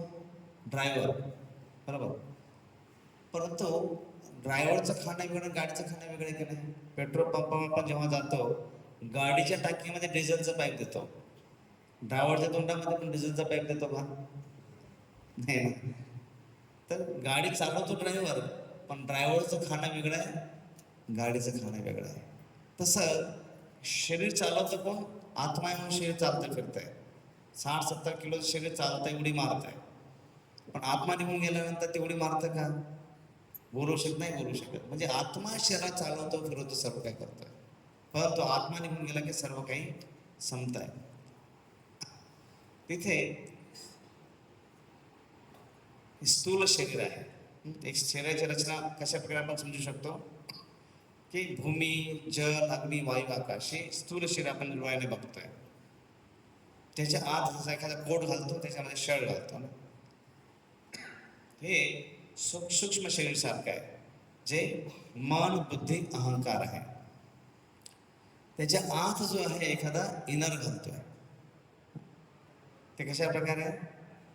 तो आत्मा आहे. स्थूल शरीर, सूक्ष्म शरीर आणि आत्मा, हे 3 प्रकारचे शरीर जे आहे प्रत्येकाला आहे. मग आत्म्याची विशेषता काय आहे? आत्मा शरीराचा स्वभाव काय आहे? आपण सध्या शरीर स्तरावर आहोत ना. झोप येते, आली की नाही?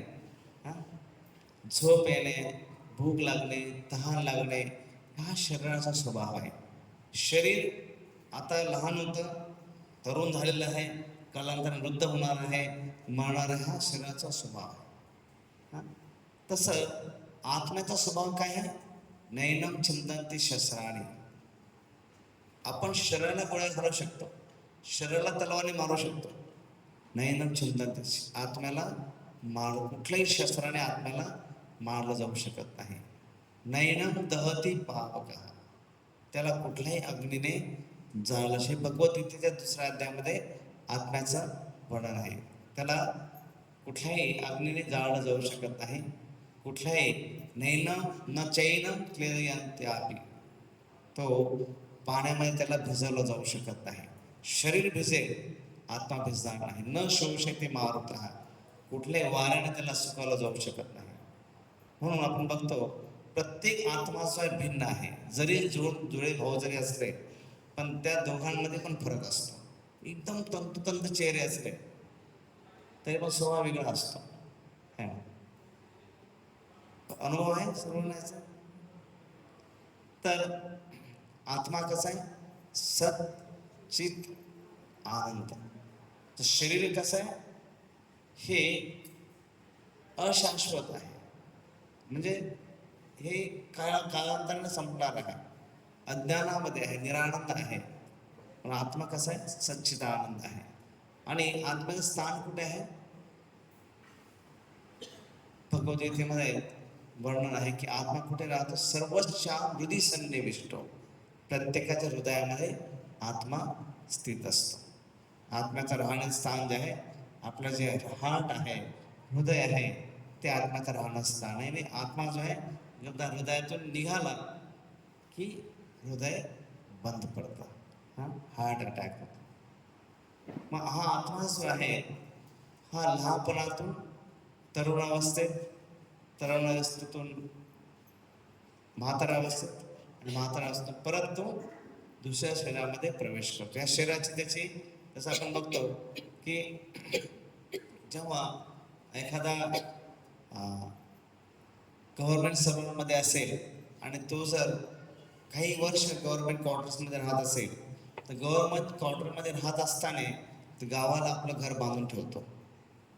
बरोबर आहे की? गव्हर्नमेंट क्वार्टरमध्ये फक्त जोपर्यंत तो गव्हर्नमेंट जॉब होतो तोपर्यंत राहणार आहे, त्याच्यानंतर परत त्याला आपल्या घरामध्ये येणं आवश्यक आहे. तसं जोपर्यंत ह्या आयुष्य आहे शरीरामध्ये राहण्याचं, आपलं आयुष्य कशावर अवलंबून असतं? वयावर अवलंबून असतं का? 50 वर्ष, 60 वर्ष, 30 वर्ष नाही. आयुष्य हे वयावर नाही आहे, किती वर्ष जगणार याच्यावर नाही. आयुष्य आपल्या श्वासावर अवलंबून आहे. किती श्वास आपण घेतो तेवढे श्वास ते घेऊ शकतो, त्याच्यापेक्षा एक्स्ट्रा एक श्वासही माणूस घेऊ शकत नाही. तसं जर असतं तर करोनाच्या काळामध्ये अनेकांकडे पैसे होते पण श्वास घेऊ शकले नाही. म्हणजे मग बघा, पूर्वी ऋषीमुनी हे 200 वर्ष, 400 वर्ष, 1000 वर्ष जगायचे. कशामुळे? प्राणायाम. श्वास दीर्घ केला की तेवढं आयुष्य वाढतं. आणि आता सर्वसामान्य जास्तीत जास्त 30-40 सेकंद माणूस श्वास रोखू शकतो. आणि प्राणायाम वाढवणं चांगल्या प्रकारे व्यवस्थित केला तर 1 मिनिटापर्यंत श्वास रोखू शकतो. भविष्यात चांगला जर प्राणायाम केला तर 1.5 मिनिट रोखू शकतो, 2 मिनिट श्वास रोखू शकतो. असे अर्धा श्वास तास रोखणारे सुद्धा योगी आहेत. काही योगी जे आहेत दिवसभर श्वास रोखू शकतात. काही योगी हे वर्षानुवर्ष समाधीमध्ये गेले, श्वास बंद होऊन जातो, 1000 वर्ष जगू शकतात फक्त श्वास दीर्घ केल्याने. म्हणजे जेवढा श्वास दीर्घ तेवढं आयुष्य जास्त लांब जातं, निरोगी बनतात. तर हा जो जीव आहे, आत्मा जो आहे, तो एका शरीरातून दुसऱ्या शरीरामध्ये नेहमी भ्रमण करत असतो. आपण बघतो की लहान असताना कोणी म्हणत असेल मी राजू आहे, 25 वर्षात झाल्यावर तो काय म्हणतो, मी राजूचा म्हणणार ना. 70 वर्षात झाल्यानंतर पण मी राजू आहे, त्याचं नाव मी तोच आहे. पण त्याला 30 वर्षात झाल्यावर आपण जर म्हटलं तुझं 5 वर्षाचं शरीर दाखव, कोणी दाखवू शकतं का? नाही दाखवू शकत. म्हणजे शरीर बदललं आहे. फक्त शरीर बदललं का नाही, मन बदललं आहे, बुद्धी बदलली आहे, अहंकार पण बदलला आहे. शरीर, मन, बुद्धी, अहंकार सर्व काही बदलत आहे. म्हणजे इव्हन सायंटिफिकली सुद्धा हे प्रूव्ह झालेलं आहे की दर 7 वर्षामध्ये आपल्या सर्व रक्तपेशी सुद्धा बदलतात. 7 वर्षांनी पूर्ण नवीन शरीर तयार झालं असतं. तर आपण रोज रोज बघितल्यामुळे आपल्याला ते वाटत नाही. एखादा मला तुम्ही 5-6 वर्षांनी असताना बघितलं असेल आणि तो जर 20 वर्षानंतर जर घरी आला, तुम्ही काय म्हणता, किती बदललायस, व्यक्ती बदलला की नाही, तोच आहे व्यक्ती, पण किती बदललाय. म्हणजे काय, शरीर बदललंय, मन, बुद्धी, अहंकार बदललाय. पण तो जो आहे तिथेच कोण आहे, आत्मा आहे, जीव आहे. तसं आता हे लहान वय आहे, तेच तरुणावस्थेत येत आहेत, तेच पुढे भविष्यामध्ये वृद्ध अवस्थेमध्ये आहे. पूर्णपणे बदल झालेला आहे. आणि अंततः काय होता, तो प्रवेश करतो आणि परत नवीन शरीरामध्ये धारण होतो. मग कुणी म्हणेल आत्म्याचा आकार कसा असतो? मुंगीमध्ये बारीक आत्मा, हत्तीमध्ये मोठा आत्मा, असा काही प्रकार आहे का? नाही, आत्मा हा सारखाच आहे. तो मुंगीमध्ये असे ना किंवा हत्तीमध्ये असे ना. कठोपनिषदमध्ये याचा आत्म्याच्या आकाराचं वर्णन आहे. केशाग्र शतभागस्य शतधा कल्पितस्य.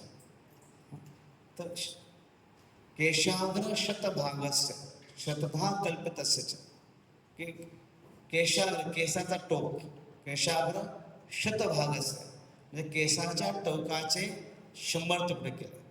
केशाग्र भागस्य शतधा कल्पितस्य.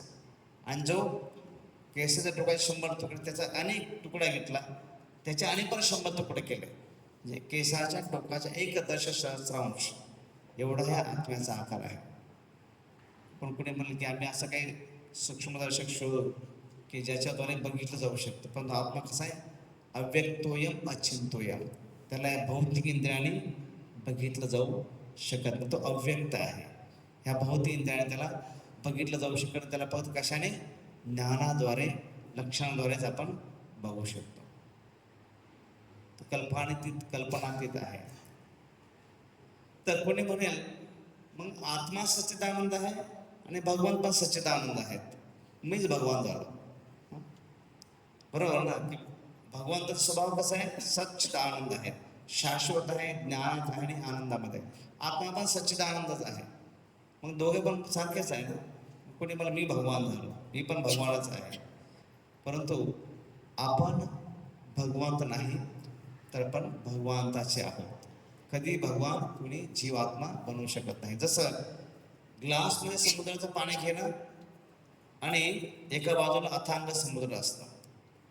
तर ग्लासमध्ये जे पाणी घेतलं समुद्राचं आणि बाहेर अथांग समुद्र आहे, तर दोन्ही याच्यामध्ये पाण्याचे गुणधर्म सारखेच आहेत.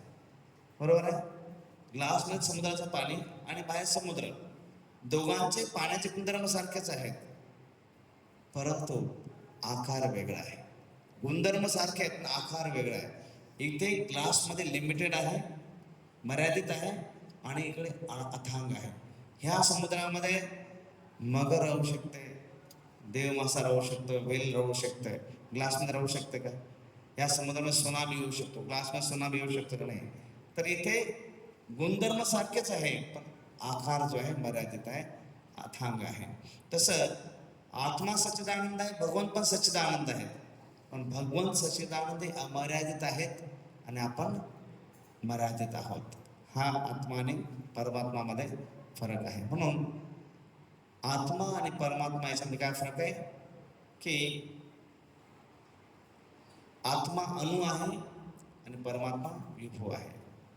आत्मा केवळ एकाच शरीराचं ज्ञान त्याला होऊ शकतं की मला भूक लागली, मला तहान लागली. तो पूर्ण जगाचा काही माहिती काढू शकत नाही.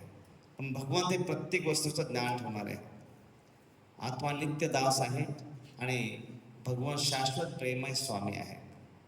तसेच गुणांच्या दृष्टीने आपण भगवंता समान आहोत, परंतु मात्राने आकाराने भगवंतापेक्षा आपण सूक्ष्म आहोत. आपली मुक्ती या सत्याचा स्वीकार करण्यावर आधारित आहे. म्हणून जसं हा जो आधुनिक समाज आहे याच्यामध्ये काय होतंय की हे जे जसं एकदा इथे जे फोटो दिलेला आहे याच्यामध्ये काय दाखवलंय की एक म्हातारी असते, तिला वेळ घालवण्यासाठी ती पिंजरा घेऊन येते. मस्त गोल्डन कलरचा पिंजरा आहे आणि पोपट घेऊन येते. का? ती वेळ घालवायची, एकटीच आहे, त्यावेळेस मोबाईल टी व्ही नव्हता. तर ती काय केले, रोज ते पिंजरा पॉलिश करत राहिले. 1 दिवस झाला, 2 दिवस झाला, रोज त्या पिंजऱ्याला पॉलिश करायची, इतकी चकचकीत करायची. पिंजरा कोणासाठी आणला होता? पोपटासाठी. पण ती पिंजरा स्वच्छ करण्यामध्ये, पॉलिश करण्यामध्ये एवढी व्यस्त होऊन गेली की तिच्या लक्षातच आलं नाही की पोपटाला खायला घातलं पाहिजे. आणि चौथ्या दिवशी पोपटाने मान टाकले. पिंजरा कोणासाठी होता? पोपटासाठी होता. परंतु पोपटाकडे लक्ष न घालता फक्त पिंजरा स्वच्छ करत राहिले आणि पोपट मरून गेला. तसं हा जो जीव आत्मा जो आहे हा पोपटाप्रमाणे आहे आणि शरीर एक पिंजऱ्याप्रमाणे आहे. फक्त पिंजऱ्याची देखभाल करत राहिलं, पिंजऱ्याचं खाऊ घालायचं, पिंजऱ्याला स्वच्छ करायचं, पिंजऱ्याला देखभाल करायची आणि आत्म्याकडे लक्षच नाही. अंततः काय होतं? श्रम एव हे केवलम. शरीर कशासाठी आहे? आत्म्यामुळे शरीर आहे. जर शरीराची काळजी घेतो तसं आत्म्याची पण काळजी घेणं, आत्म्याला पण वेळ देणं. नाही तर काय होतं की प्रत्येक सुख शोधतो आहे, आनंद शोधतो आहे, परंतु कुठे? शरीराच्या स्तरावर. आणि आनंद आपल्याला कशाच्या स्तरावर पाहिजे? आत्म्याच्या स्तरावर पाहिजे. म्हणून बघा, हा जो आनंद शरीराच्या स्तरावरचा आनंद कसा आहे? तात्पुरता आहे. असं नाही की आनंद नाही या जगामध्ये, पण तात्पुरता आहे. भूक लागली, खाल्लं, आनंद मिळाला, सुख मिळालं. कुठपर्यंत? परत भूक लागेपर्यंत. कपडे नवीन घेतले, आनंद सुख मिळाला. कुठपर्यंत? फाटेपर्यंत. मोबाईल घेतला, आनंद मिळाला, सुख मिळाला. कुठपर्यंत? खराब होईपर्यंत. तर ह्या जगातले सुख जे आहे हे असेच तात्कालिक आहे, तात्पुरते आहे. सुख नाही असं नाही, सुख आहे पण तात्कालिक आहे.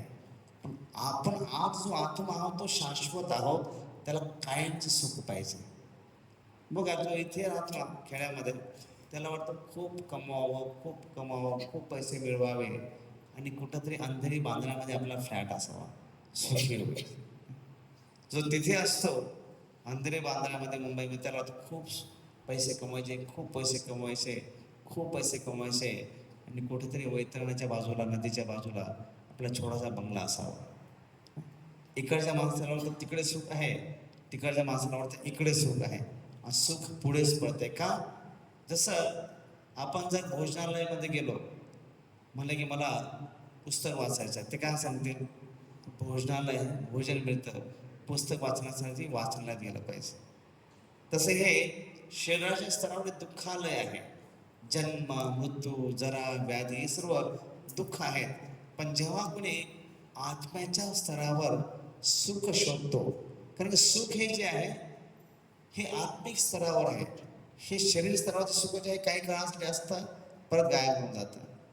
बघा, एखादा मुलगा जर 1-2 विषयामध्ये फेल झाला असेल आणि त्याला गुलाबजामुन खायला खूप आवडतं, तो फेल झालेला आहे, हातात रिझल्ट आहे आणि तुम्ही त्याच्या हातावर गुलाबजामुन ठेवा, तो गुलाबजामुन त्याला गोड लागतो का? गुलाबजामुन गोड आहे ना, गोड आहे, टेस्टी आहे, पण तो मनात आतून दुःखी असल्यामुळे भौतिक गोष्ट त्याला सुख देऊ शकत नाही. जो व्यक्ती आत्मिक स्तरावर सुखी होतो, आत्मिक स्तरावर ज्याला समाधान मिळालेलं आहे, त्याला बाहेरच्या जगातलं कोणीही त्याचं दुःख हरण करू शकत नाही. किती त्याला तुम्ही छळा, किती त्रास द्या, जो आतून खंबीर आहे, जो आत्मस्तरावर जो समाधानी आहे, आत्मस्तरावर जो खंबीर आणि आत्मविश्वास ज्याचा आहे, ह्या जगातली कुठलीही परिस्थिती त्याला दुखी करू शकत नाही, डिप्रेशनमध्ये टाकू शकत नाही. म्हणून व्यक्तीने आपला स्वतःचा आत्मस्तर हळूहळू वाढवणं.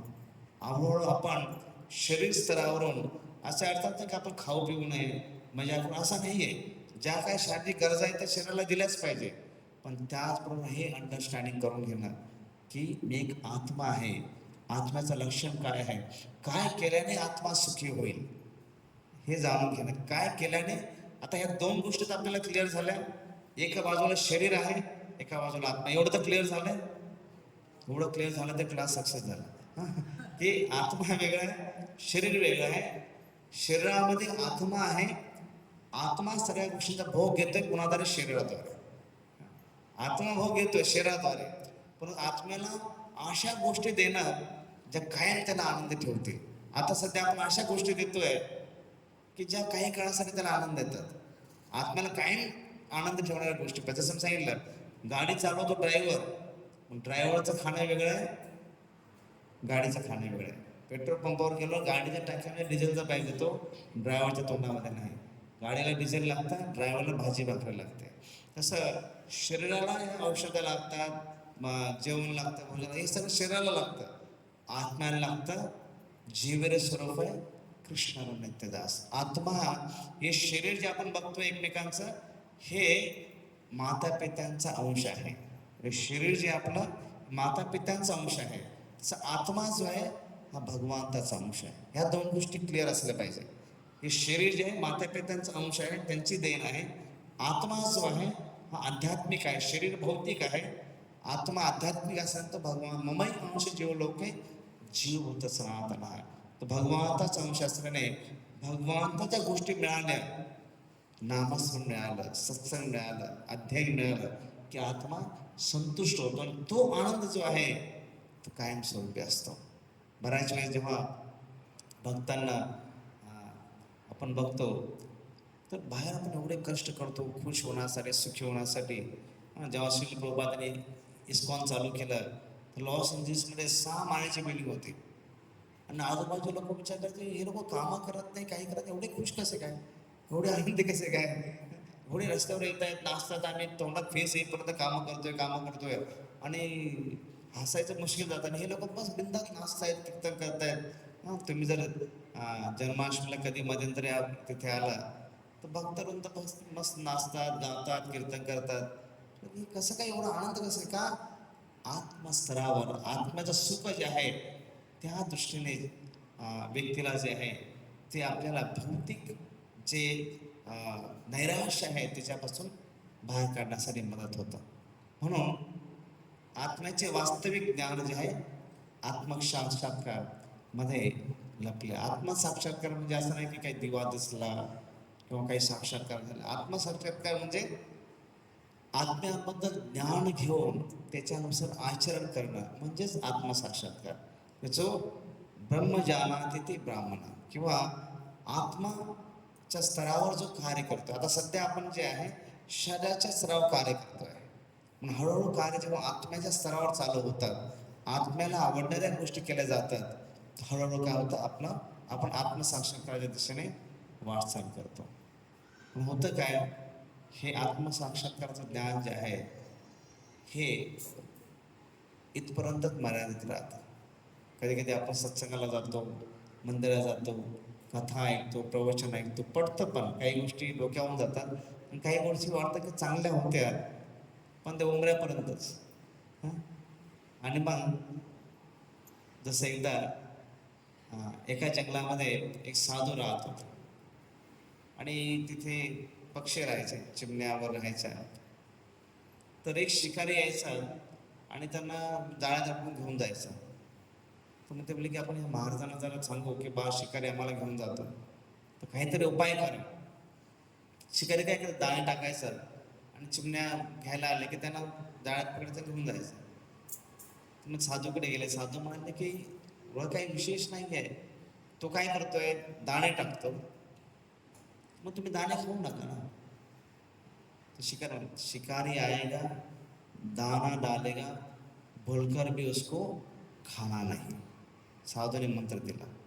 मग सगळ्या चिमण्या ज्या आहेत ते मंत्र पाठ करून घेतलं. काय साध शिकारी आएगा दाना डालेगा बोलकर भी उसको खाना नाही.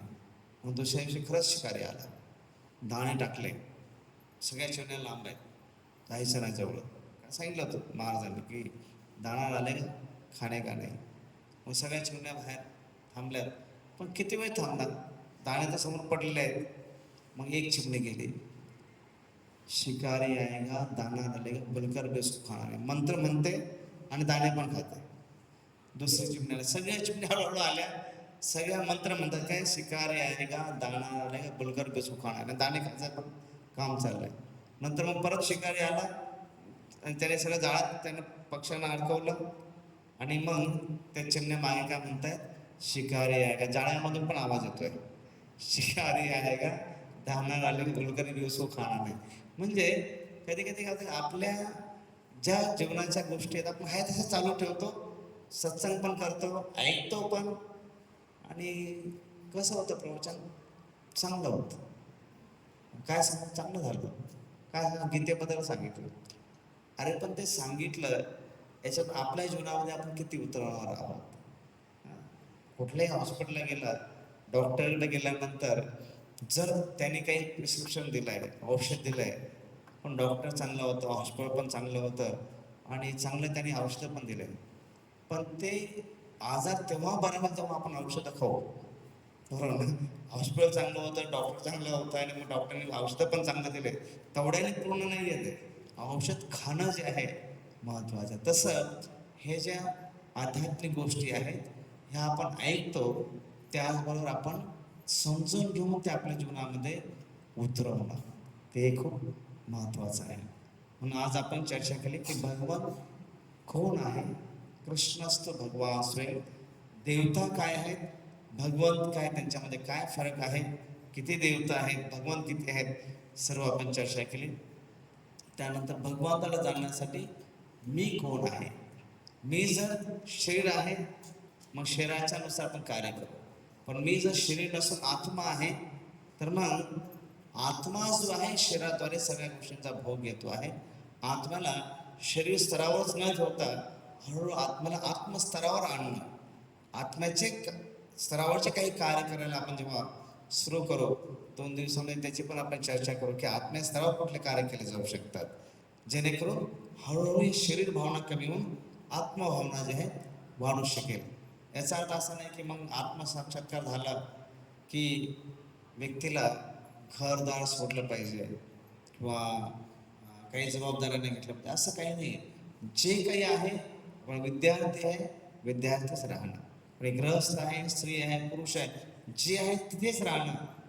बघा, ज्यावेळेस कोणी शरीर सोडतं, डेथ होते, मृत्यू होतो, 10 एकर जमीन आहे, किती जमीन बरोबर जाते, मेलेल्या माणसाला किती बरोबर जाते, किती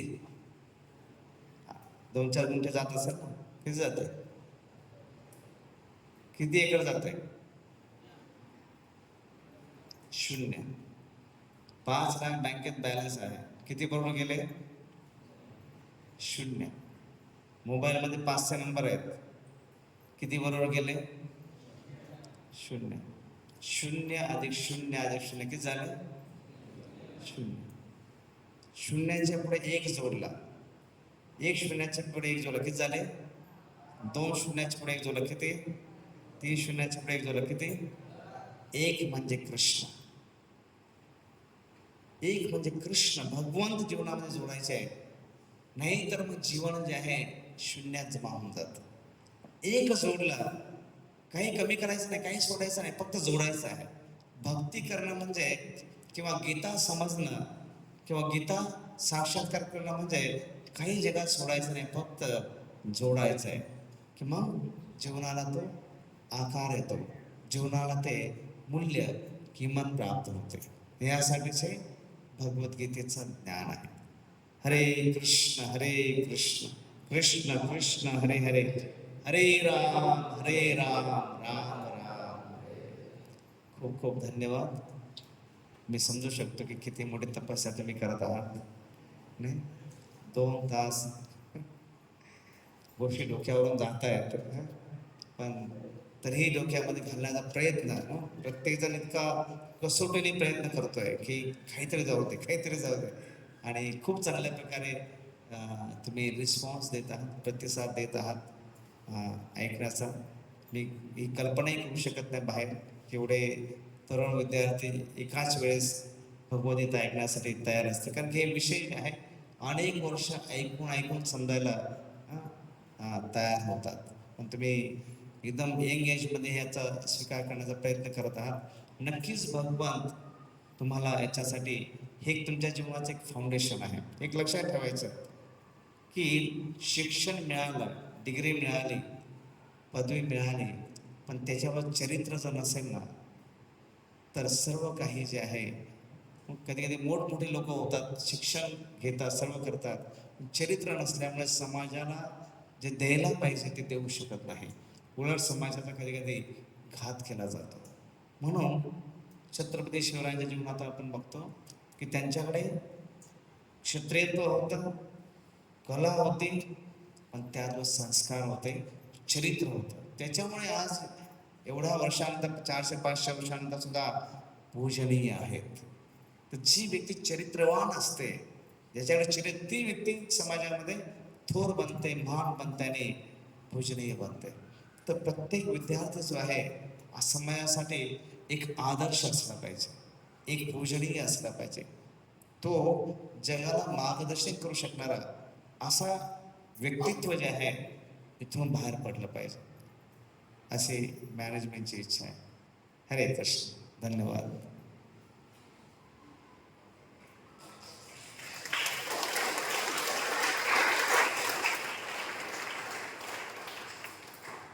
काही प्रश्न आहे का आजच्या विषयावर? प्रश्न आहेत का कोणाला प्रश्न?